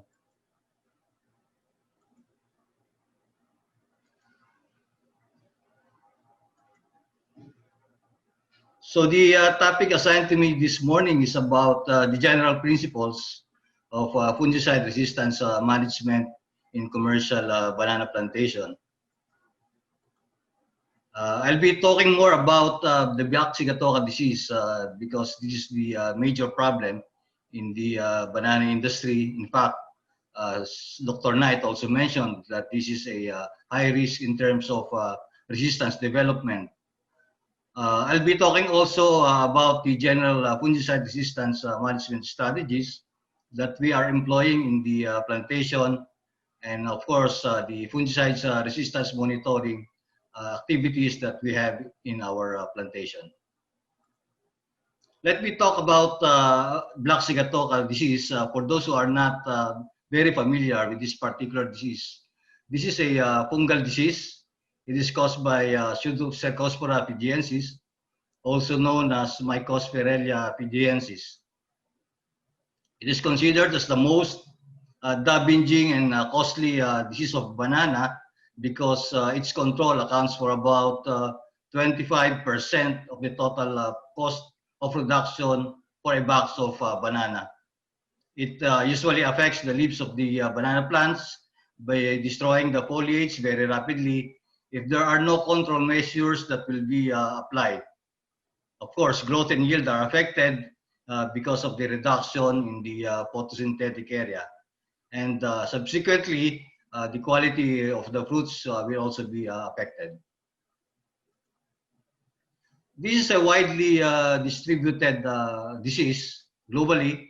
Wherever you find bananas, you can also find black sigatoka. For example, in the Latin American and Central American region, where there are a lot of banana companies, you will find the black sigatoka disease in those countries. And also here in the Philippines, particularly in Mindanao, where we have the banana plantations are located in the southern Philippines in Mindanao. Even in South Africa or parts of Africa, you will also find black sigatoka disease in the banana growing areas. So this is rather widely distributed disease globally. So I'd like to show you a simple illustration about the disease life cycle of black sigatoka. I'd like to put emphasis on the role of ascospores.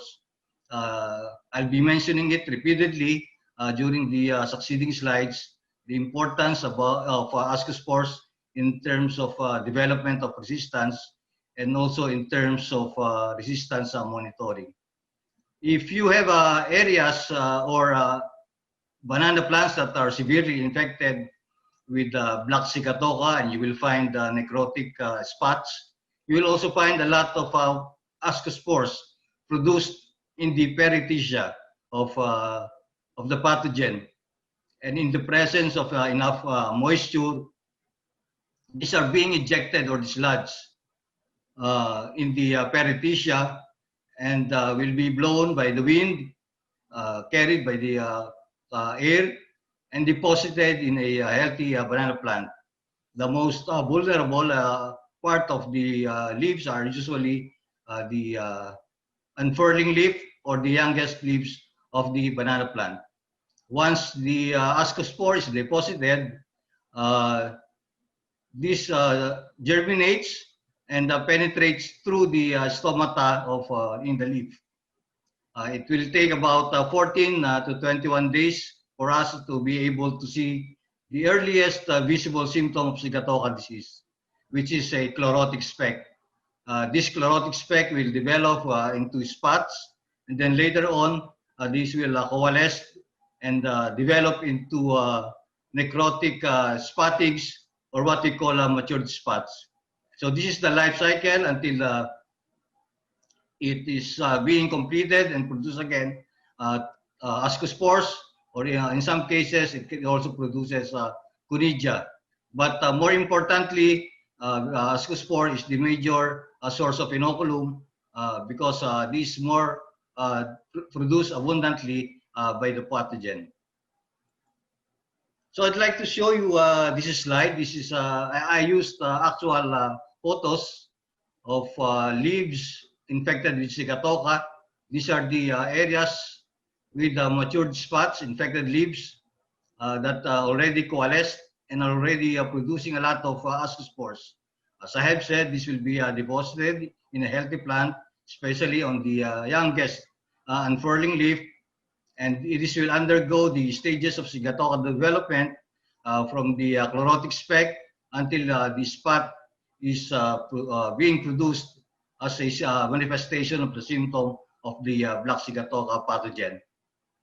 We normally see also tip spotting after these stages of development until it reaches the stage of matured spots, which so Dr. Knight mentioned also that as part of the regular operation, we remove these matured spots for us to reduce the amount of inoculum in the farm. In areas where you have a high incidence of black Sigatoka, you will also have experience high leaf loss, and therefore you're going to have a low number of functional leaves because of high Sigatoka incidence, because of the removal of the infected portions of the leaf, and sometimes total deleafing that is being employed during the deleafing operation. And in that case, we normally experience premature ripening of the fruits before or during transit to the market destination. This is something that we want to avoid because this will also be too costly for us, and also you will receive a lot of quality feedbacks from the market once you have a premature ripening of the fruits that are being shipped to the market destination. Since Sigatoka is a major concern, it requires frequent fungicide application for us to be able to control and manage black Sigatoka disease. Probably you are familiar with some of the approaches that we are using in the plantation. Aerospray can be done through the use of a fixed-wing aircraft or a helicopter, and recently we've been trying to use a drone to apply the fungicides that we are using for us to control black Sigatoka disease. And in some cases, in areas, especially the tight areas where there's difficulty of using fixed-wing aircraft, we're using a truck-mounted ground spray equipment, or in some situations, but very rarely, the use of a ground spray equipment being done manually by our laborers. But this is being avoided because of the exposure of the laborers. We normally use the ground spray equipment, the fixed-wing aircraft, the helicopter, and also the drone. So there is a risk of resistance development if not properly managed with this frequent application of systemic fungicides. Basically because there is a selection pressure of a population with low sensitivity to the fungicide in use. As we all know, and Dr. Knight also mentioned, Pseudospora fijiensis has very high multiplication frequencies and can produce thousands of ascospores in a very short period of time, so that there is high possibility of a rapid establishment of resistant populations. Site-specific fungicides or the systemic fungicides are persistent, which made them highly effective, but this also promotes a high degree of selection for resistance due to maximized exposure of the pathogen to the fungicide. And because of this, we are employing some fungicide resistance management strategies for us to be able to control black sigatoka in the plantation. And I would like to discuss with you some of these strategies that we are employing in the plantation. One of these strategies is through the spray application of different modes of action in tank mixtures. Commonly, most plantations are combining in tank mixtures a systemic fungicide plus a mancozeb. Or in some cases, there are plantations that are mixing two systemic fungicides plus a mancozeb.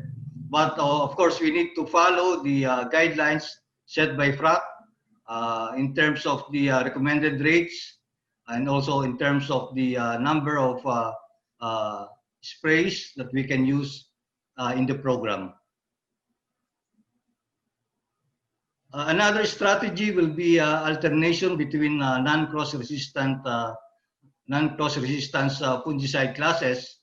Most of the common fungicides that we are using in the plantations are demethylation inhibitors or DMIs, like triazoles. We are also using amines like tridimorph or spiroxamine. Another one is anilinopyribidins or pyrimethamine, N-penyl carbamates, and just recently this was introduced in the market, the SDHIs such as isopyrazam, flupiram, and boscalin. So what are the alternation schemes that we can follow? In some cases, when we apply a systemic fungicide, we normally follow this with three successive contact fungicide, and then followed by another systemic. Or in some cases, after a systemic, we apply two successive contact fungicides and then another systemic. But of course, the fungicide spray programming and the intervals would still be based on the weekly survey that we are doing in the plantation. The most common parameter that we are getting is the youngest leaf spotted or YLS. And also we need to consider the amount of rainfall that we are receiving in the plantation for us to be able to set the alternation scheme or the fungicide that we will use, including the intervals that we will be using in the program. So another strategy will be restriction in terms of the number of applications. But this is following the FRAC recommendation. This is a common practice that we are doing in most banana companies to restrict the number of applications per year.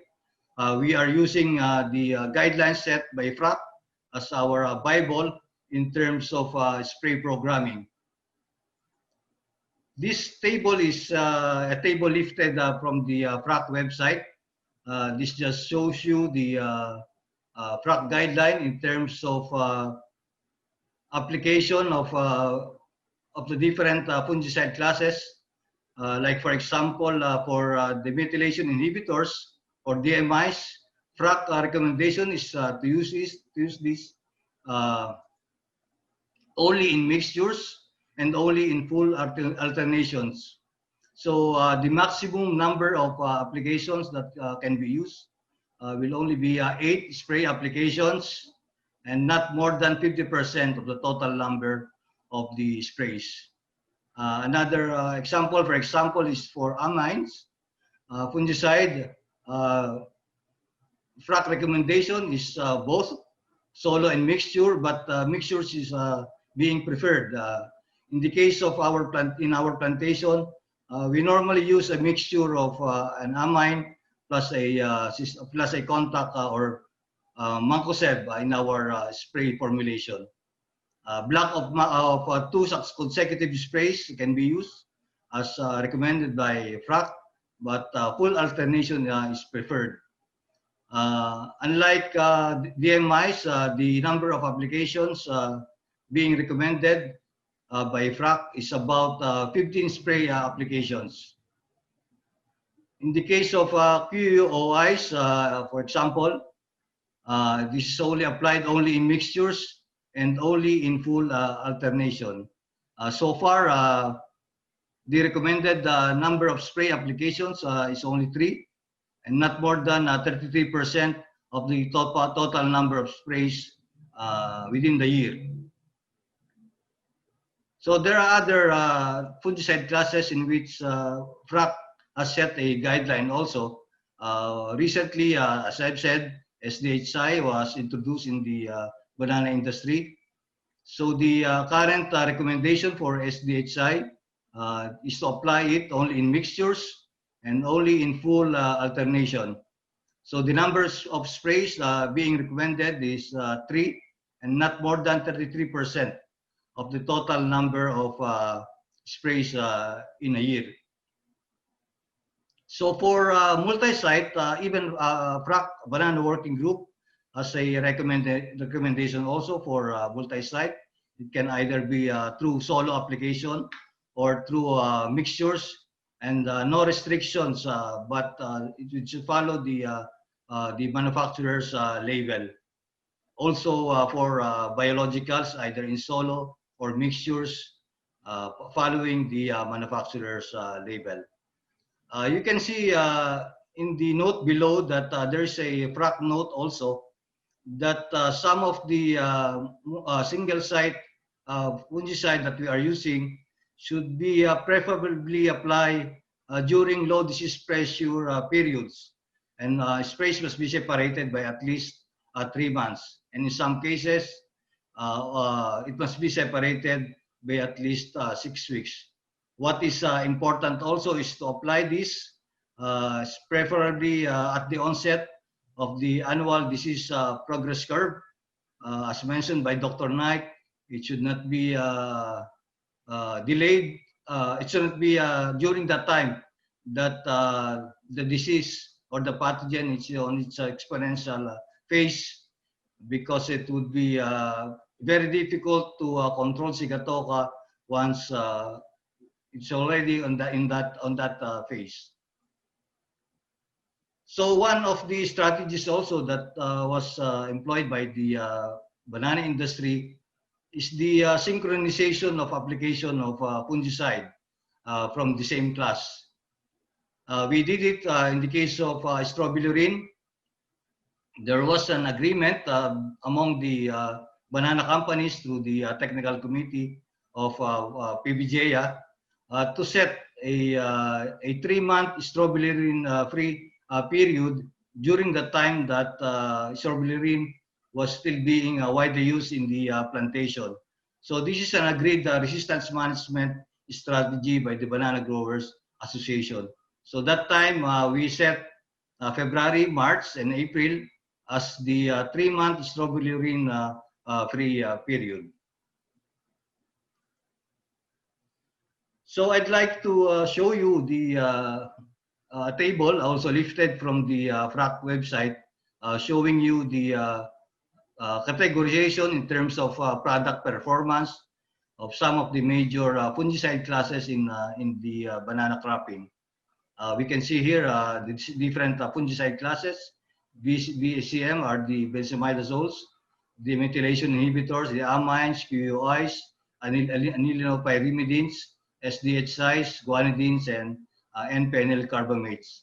So if we are going to look at the categorization for in the case of the Philippines, most of the fungicide classes that we are using currently are performing well, except for QUI, in which this was categorized as with medium or moderate product performance. But if we are to compare our categorization in the case of Costa Rica,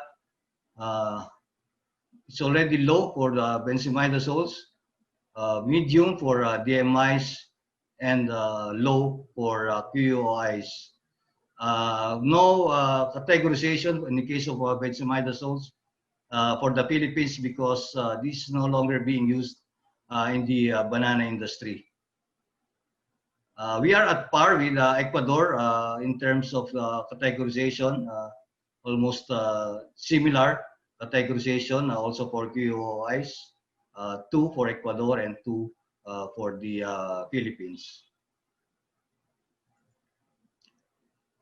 We also employ integrated disease management and strategies measures in parallel with the fungicide spray programs. These are some of the cultural practices and other farm practices that we have in the plantation. More importantly is the leafing operation. We need to remove all those leaves that are infected with black sigatoka, or sometimes a portion of the leaf with sigatoka spots. The objective is to reduce the amount of the inoculum in the farm, and thereby decreasing the selection pressure and the risk of resistance development. The more inoculum that you have in the plantation, the more ascospores, the more chances of exposure to the fungicides that we are using to control black sigatoka. And lastly, part of our activity also for resistance development management is to monitor any shift in sensitivity. This is a regular activity that we are doing not only for our company, but also for the Growers Association. PBJA has its own sigatoka resistance monitoring center. And for the individual companies, we are also doing our own in-house fungicide resistance monitoring. So the sigatoka resistance monitoring center of PBJA started its operation in 1993. That time, PBJA saw the need of establishing a sigatoka resistance monitoring center after propiconazole was introduced in the banana industry. We saw the need to monitor any shift in sensitivity or development of resistance, basically because of the experience with Benville in the early 90s. Excuse me. In the early 90s, wherein widespread resistance development was observed in most banana producing countries. So this is being conducted by just in vitro bioassay or ascospore discharge of black sigatoka infected leaf samples collected from member banana plantations. So there are two sampling periods for each year, with the first cycle covering the months of January to June, and the second cycle covering the months of July to December. A total number of samples that the center is receiving is about 101 samples for each cycle. So all the member companies of the PBJA are submitting the infected leaf samples regularly twice a year. So these are some of the products that are being tested in the center. 11 of them, mostly being manufactured by 4 of the leading agrochemical companies that are members of the Croplife, Bayer by BASF, Sumitomo, and Syngenta. So I'd like to show you some of the data that is being generated by the center and being provided to us to guide us for us to be able to prepare a spray program for each plantation. This graph is being expressed in terms of frequency distribution of the germ tube inhibition of the ascospores at 1 ppm of a triazole. This data was generated second cycle of last year, 2019, and the red bar is the baseline or the population that are not exposed to the pathogen or wild type, while the other colored bars represents the different plantations. I will not mention which plantation has the a better condition now, but this just compares the performance or the germ tube inhibition of the samples of ascospores from the samples of the plantation versus the wild type or the baseline. This is for triazole and this is for amine. Again, the red bar graph is the baseline, and the other colored bars represents the different plantations. So these data are very important for us because, as I have said, this serves us as a guide for us to be able to program the systemic fungicides that we can use in our plantation. The center also generates data for EC50 values. This is an example of data that is being generated by the center for triazole. What we have here are EC50 values compared with the wild type, the red cylinder, red colored cylinder. For this reflects the 3-year comparison in terms of EC50 values. So very low for the wild type, and we are seeing some high EC50 values in some farms for triazole. So I'd like to present you what we are doing in our company, in our plantation. This is regarding Tadeco's in-house fungicide resistance monitoring. So aside from from the data that we are getting from the Sigatoka Resistance Monitoring Center in PBJA, we are also doing our own in-house fungicide resistance monitoring. We're doing it more frequently at 4 times a year because we have this laboratory that has the capability to do fungicide resistance monitoring. So the same with what SRMC is doing, what we are conducting or doing is ascospore discharge, and we do also germ tube inhibition measurements, and we also determine the EC50 values, but these are limited in our plantations. So we're getting samples also from the different sampling locations inside the plantations. We have started doing this since 2008 or early 2007. We have started doing our own fungicide resistance monitoring. So these are some of the data and also some of the photos that I would like to show you. This is something that might interest you, comparing the changes in terms of germ tube inhibition or germ tube elongation year by year from 2013 to 2020.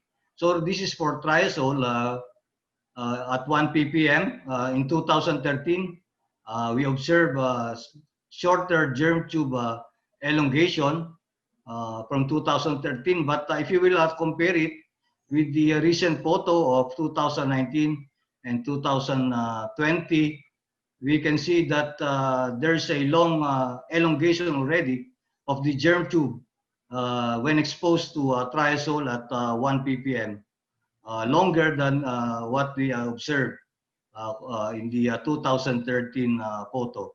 So this is for triazole.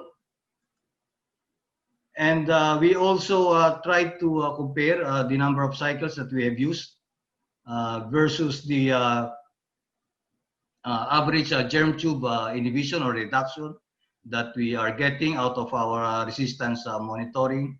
So we can see here that in 2014, it's still high, the germ tube, average germ tube reduction, but we saw some drastic reduction, especially when we increased the number of spray cycles in that year.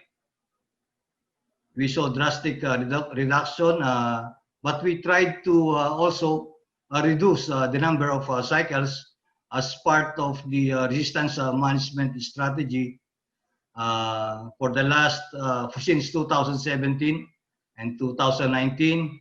And because of that reduction, I think we're getting some recovery in 2020. I hope this will be sustained since we have reduced already the number of triazoles that we are applying in the plantation.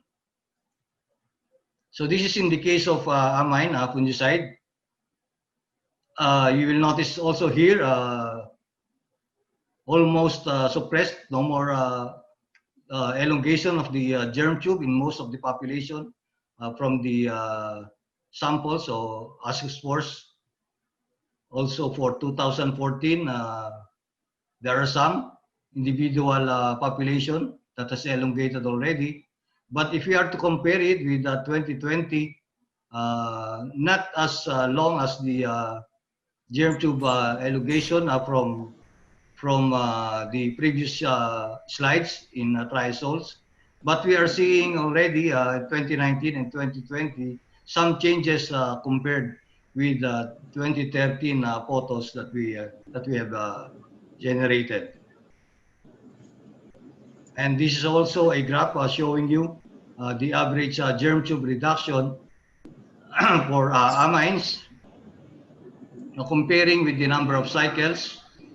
So we also tried to reduce the number of cycles in 2016 because we saw some decrease in the average germ tube reduction, and in 2017 we saw some recovery, and that tempted us to increase the number of cycles in 2018, and we saw some again reduction in the germ tube inhibition. In 2019 we reduced further the number of cycles, and hopefully we will be getting some recoveries during the 2020 resistance monitoring results. So this is in the case of the SDHI, a newly introduced fungicide class. This is a photo from the 2013 when we were getting some baseline data for SDHI. Very good result. But in 2019 and in 2020, we already saw some changes, some population that with ascospores that have elongated germ tube compared with the 2013 data. Dr. Knight mentioned that there are some reports already of resistance development for SDHI. Also in the banana working group meeting, there were reports also in some countries of observation of reduction or shift in sensitivity for SDHI. The very reason why the number of cycles recommended by FRAC was reduced from 4 spray applications to 3 spray application, basically to manage the resistance development. And this is for the graph for SDHI. Although we're using the recommended number of cycles, we are seeing also some reduction or decrease in the germ tube inhibition. But we observed some recovery in the 2020 data already. And this is for strobilurin or for QOI. We have withdrawn the strobilurin in our program since more than 10 years ago. But still, we are observing this elongation of the germ tube on the ascospores from our samples in the plantation, and no significant recovery that was observed since 2013 and the succeeding years. This is 2019 and this is 2020. If you are to graph the germ tube reduction in terms of percentage since 2014, there's even a further reduction of average germ tube reduction, and now we are at 20% in the 2020 data that we have generated. There are no cycles, as I mentioned, that are included in the spray program for our company. And in terms of EC50 values, just to show you the data that we are generating, this is a comparison between 2019 and 2020 data. For the triazole, average EC50 value was 1.42. It increased to 2.1 during the 2020 data generation for EC50 value. And for amine, in 2019, we have 0.3 and 1.1 for the EC50 value for the 2020 data. We also tried to map out the EC50 values in our plantation. This is the map of the plantation. So we can see here that this is in the case of triazole. For the 2019 data, EC50 value was 1.4 ppm. This is in the northern portion of the farm. But the recent data that we got for 2020 sampling, the EC50 value was already 0.6. So there was an improvement in terms of EC50 value. But if we are to compare it with the southern part of the plantation, we have an EC50 value of 1.3 in 2019, and now it's already 5 ppm in the southern part of the plantation. This is in the case of triazole. And then for amine, I'd like to show you also this map, 0.6 for the 2019, but we were not able to generate some data for 2020. But in the southern part of the plantation, that was 0.4 ppm EC50 value in 2019, and in 2020 it's already 1.5. So all of these data serve as a guide for us, the SRMC data, our own in-house fungicide resistance monitoring data, and also the FRAC guidelines.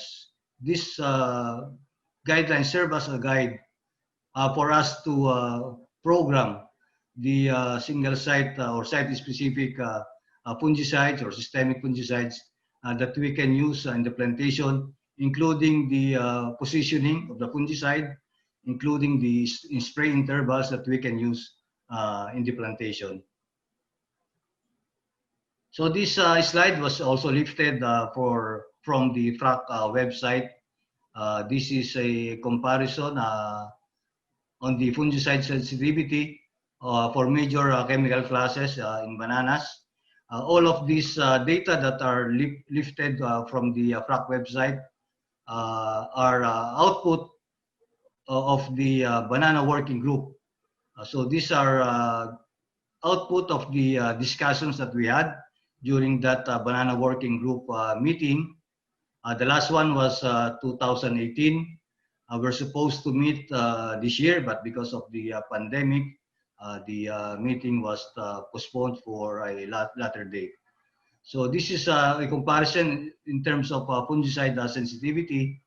We're still lucky in the Philippines for amines and for DMIs. We still have a high sensitivity for this particular fungicide classes. But in the case of QOIs, there are some hotspots that we observe medium or moderate sensitivity to this particular fungicide class. For anilino-pyrimidine, it's still categorized as with high sensitivity. For SDHIs, this is categorized with no resistance detected. But as I've said, this is data from 2018. So we need to review also the data for 2019 and for 2020 during the next banana working group meeting. And for guanidines and N-pentyl carbamates, we're still getting high sensitivity for these particular fungicide classes.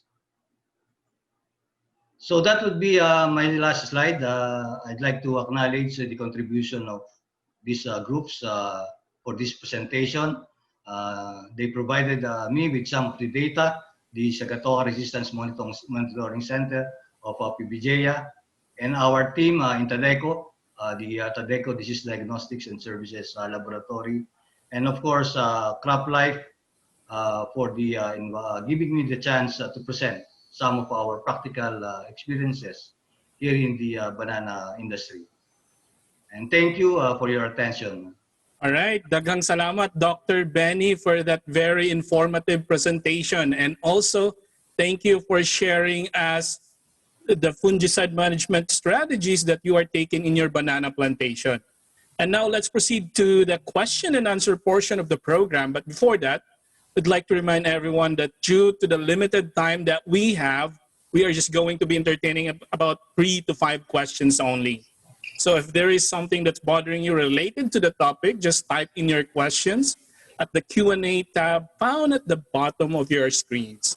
All right, so let's go for the first question. What do we have here? From Ms. Teresita Dalizay. With the other foliar diseases of banana caused by fungi, are there combinations of available fungicides that you may recommend? For the other foliar diseases, like for example, banana freckle, we are using the same fungicide classes that we are using for black sigatoka. I'm referring to the same amines, the same classes like amines, DMIs, pyrimidines. This is still part of the spray programming, and not only to control black sigatoka, but also to control the freckle disease. Thank you, Dr. Benny, for that answer. And also, we have other questions here. Considering that the resistance to fungicides are developed either through genetic mutations or enzymatic reconfiguration in general, how does the shift in sensitivity takes place, be it physiological or morphological basis, and how long does it take to happen? I cannot. I think that was touched briefly by Dr. Knight, the mechanisms of resistance, because that is more of a genetic level, which is not my expertise. I understand, sir. So can Dr. Knight maybe answer this question? Yeah, I can try and add some comments there. I mean, it's very difficult to make a general answer because it will depend on the pathogen and the mode of action and so on. But I think in terms of, I think one part of the question was how quickly does resistance happen? I mean, this will depend entirely on the situation, and it depends on the risk as well, because when we classify fungicides as being high, medium or low risk, it's generally obviously the high risk fungicides where we see resistance more quickly. Okay, now I mean, there are situations when sometimes soon after launching a new fungicide, it's possible to see some resistance already in commercial fields. Not usually, but that can happen. And that's when we really have to make sure that we are implementing the resistance management strategies. Okay. All right. And I think in terms of, how does the resistance happen? Again, I mean, the actual mechanism can vary hugely. And in most cases, I think I can say that for fungicides, the resistance is related to the target site. So in other words, whatever the target site is, there is some sort of genetic change and mutation that prevents the fungicide from either binding to that target site and working effectively, or there is another way. For example, there could be what we call, the genetic multiplication, where there are multiple copies created of the gene, which leads to more production of the enzyme. So still the fungus can survive. That's a more common mechanism. Okay, All right. but there's no way to give a simple answer because it depends from situation to situation. Understood. Yes, thank you, Dr. Knight, for answering that question. And go back to Dr. Benny. We still have a question here. Tank mixing of contact fungicide, such as Mancozeb, is essential for resistance management in banana plantations. There are issues nowadays on the banning of some of these important contact fungicides. How are plantations preparing on this possible scenario to still follow FRAC recommendation of tank mixing systemic fungicides with contact fungicides? We have started exploring some options without using, for example, Mancozeb because of some pending issues. We have started also incorporating in our program some biorationals, like for example the use of tea tree oil. This is being incorporated also in our program as part of the resistance management strategy. We have started also doing some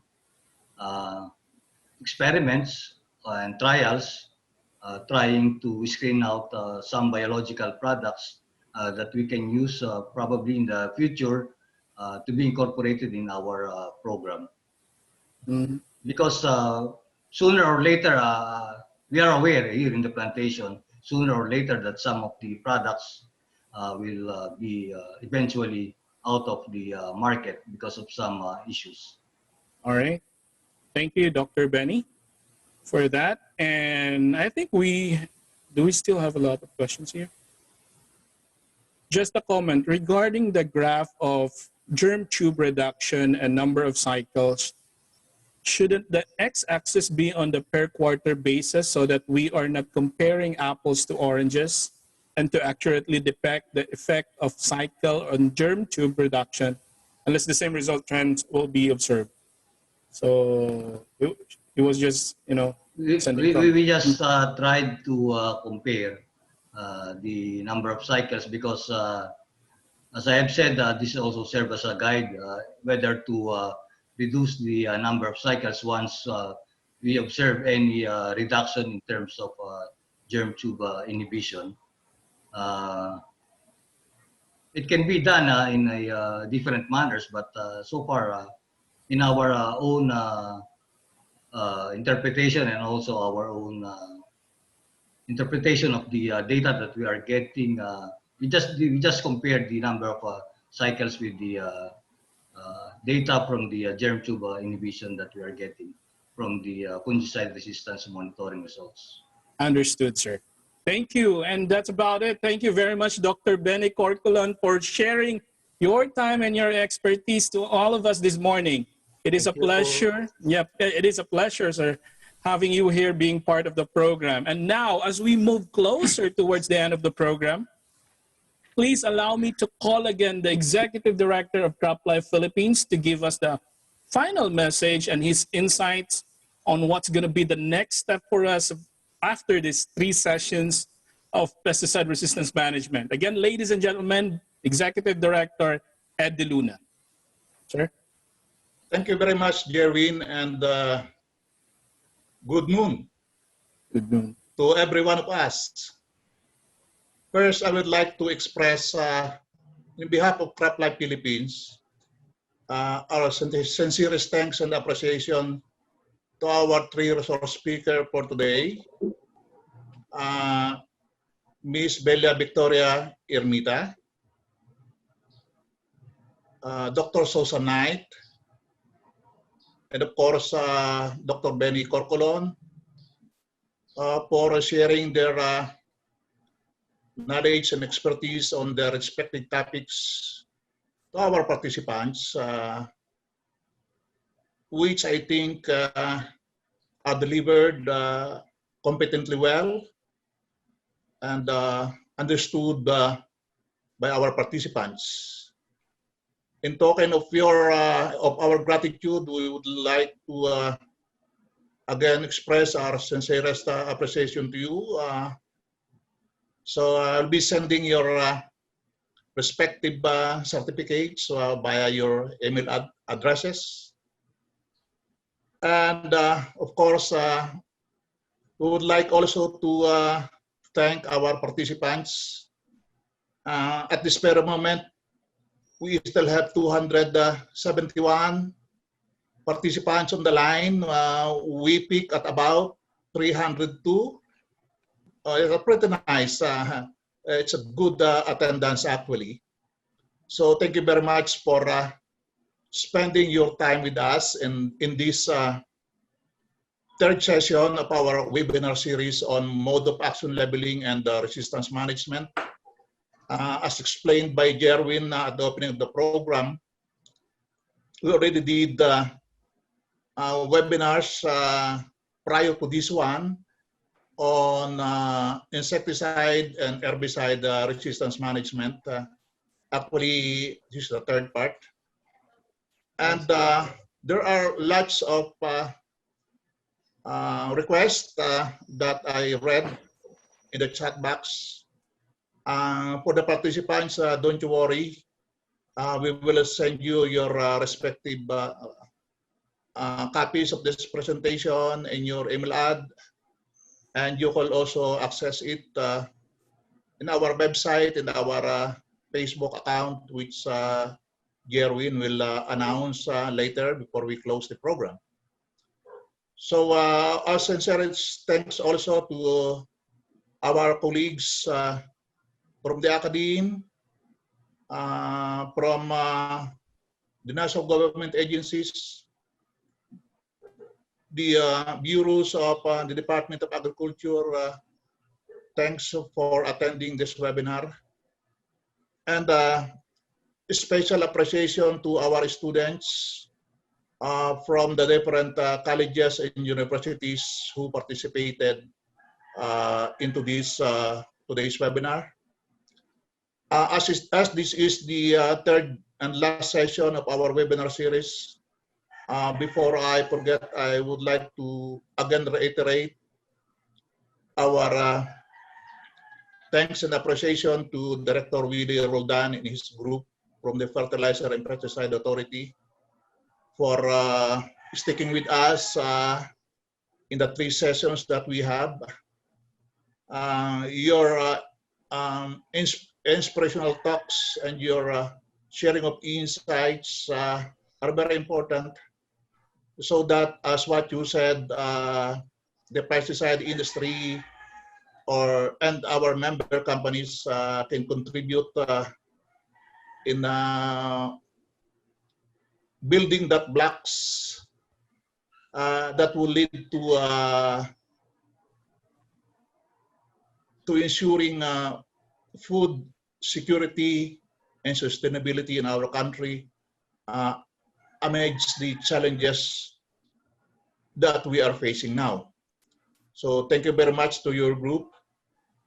I don't want to fail to mention the support of the members of the board of Croplife Philippines, and of course our member companies who continuously provide us assistance and encouragement to pursue further several stewardship activities, adjusting to the new normal times during this time of pandemic. and to the Croplife Philippines Resistance Action Committee.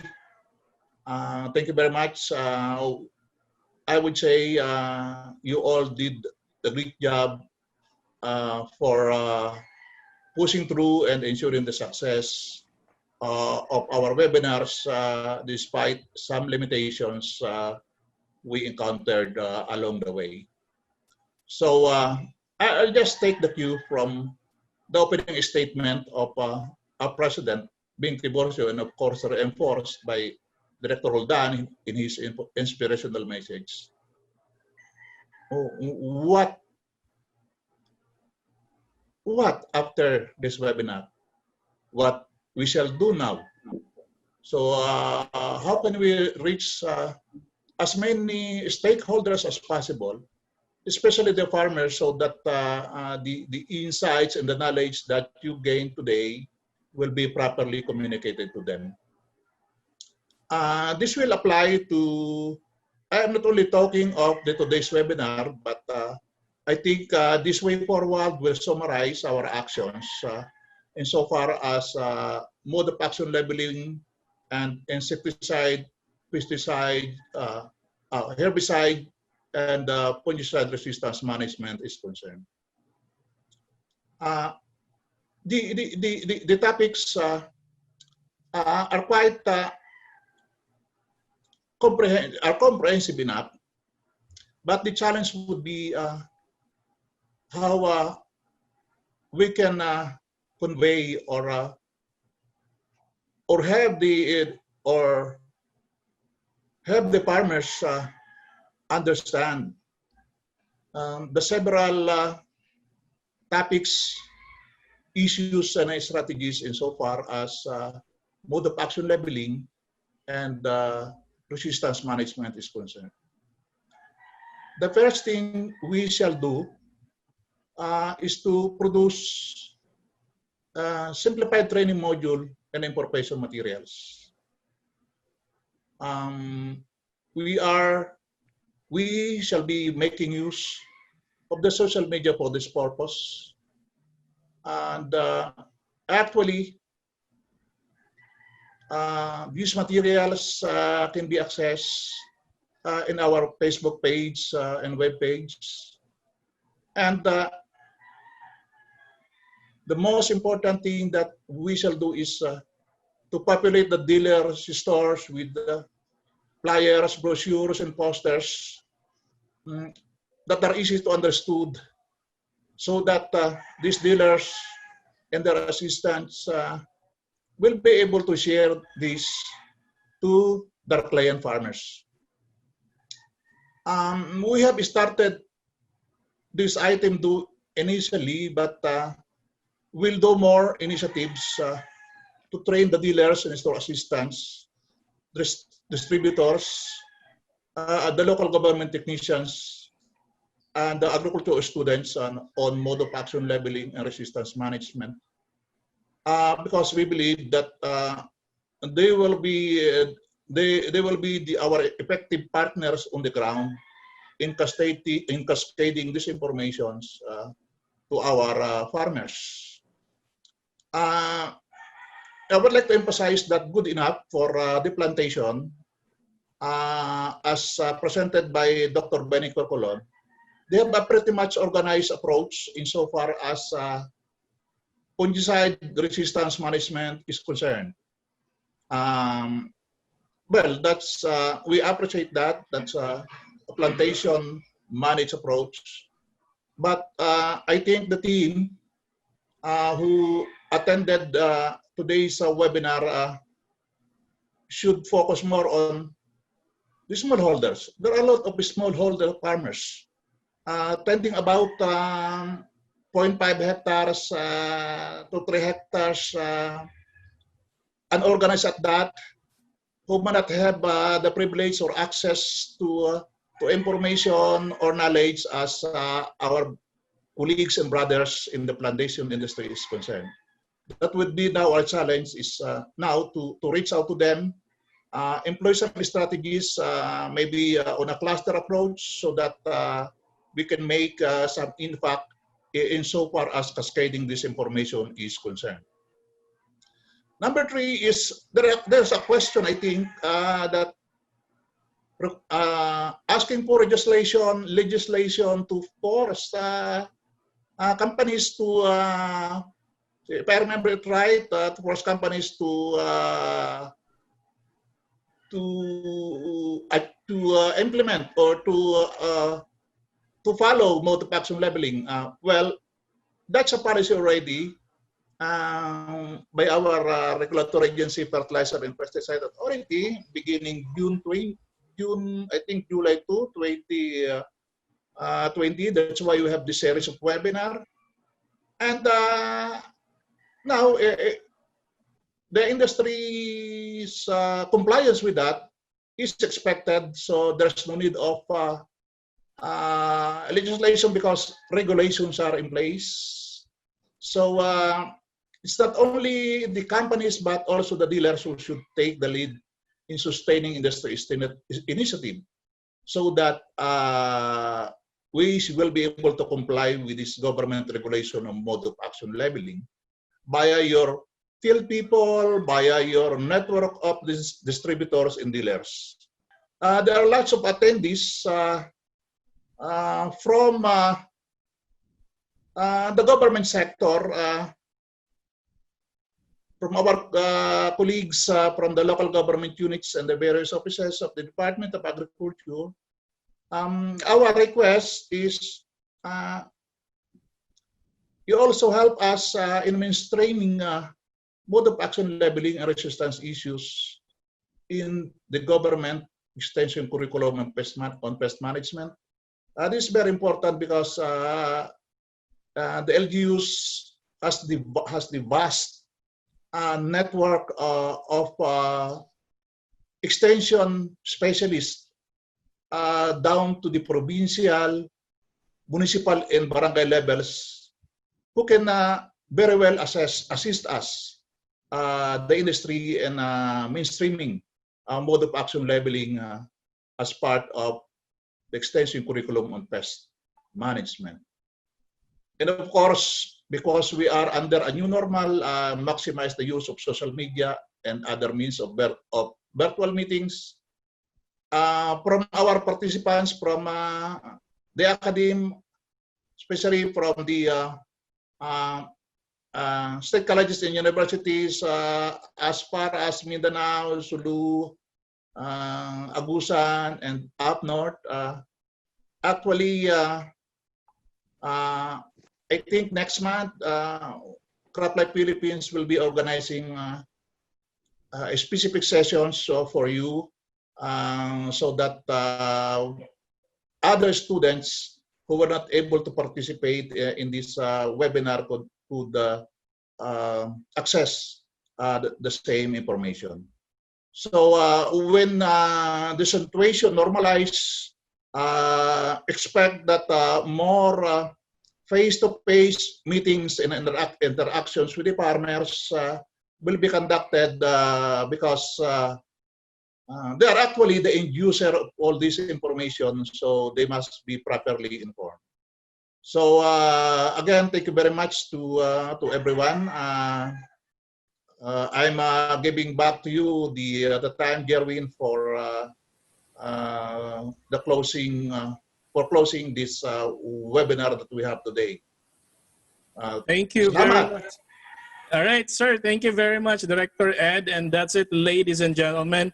Thank you for joining us in our last and final session of this Pesticide Resistance Management webinar series, from the Insecticide Resistance Management, the Herbicide Resistance Management, and up to this Fungicide Resistance Management session. It has been a great honor for all of us here at Croplife Philippines that you shared a bit of your time with us. So, and also I'd like to thank all the panelists who worked hard and supported the success of this webinar series. To the Croplife Philippines board, of course, to Mom Veronica, Ms. Flo, Sir Audie, Ms. Beck, Ms. Beth, to all the resource speakers we invited here and abroad since the very first session, and also to the committee members of the Philippine RAC team, and also iFarm for helping us in conducting these webinar sessions. Thank you so much for the support.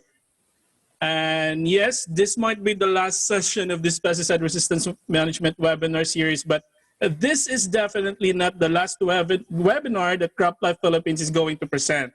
So if you want to be updated of all the plans and future activities of Croplife Philippines, please follow us on our social media channels, for our YouTube account, Croplife Philippines, for our Facebook, Croplife Philippines. We also have a website that you can check, www.croplife.org.ph. Here's the thing, you can also download free stuff from our website, such as free reference materials and some video presentations like the resistant management videos that was presented here. And also, all of these webinars are recorded, so you can watch and replay all of the 3 sessions by visiting our Facebook and YouTube accounts. So go check them out, guys. Last announcement before we leave Zoom, you will be prompted by survey questionnaire. So hopefully, guys, you won't be skipping it. We would appreciate it if you answer all the survey questions. And I think that's it for me. Again, thank you so much for joining us for the last 3 months of this webinar series.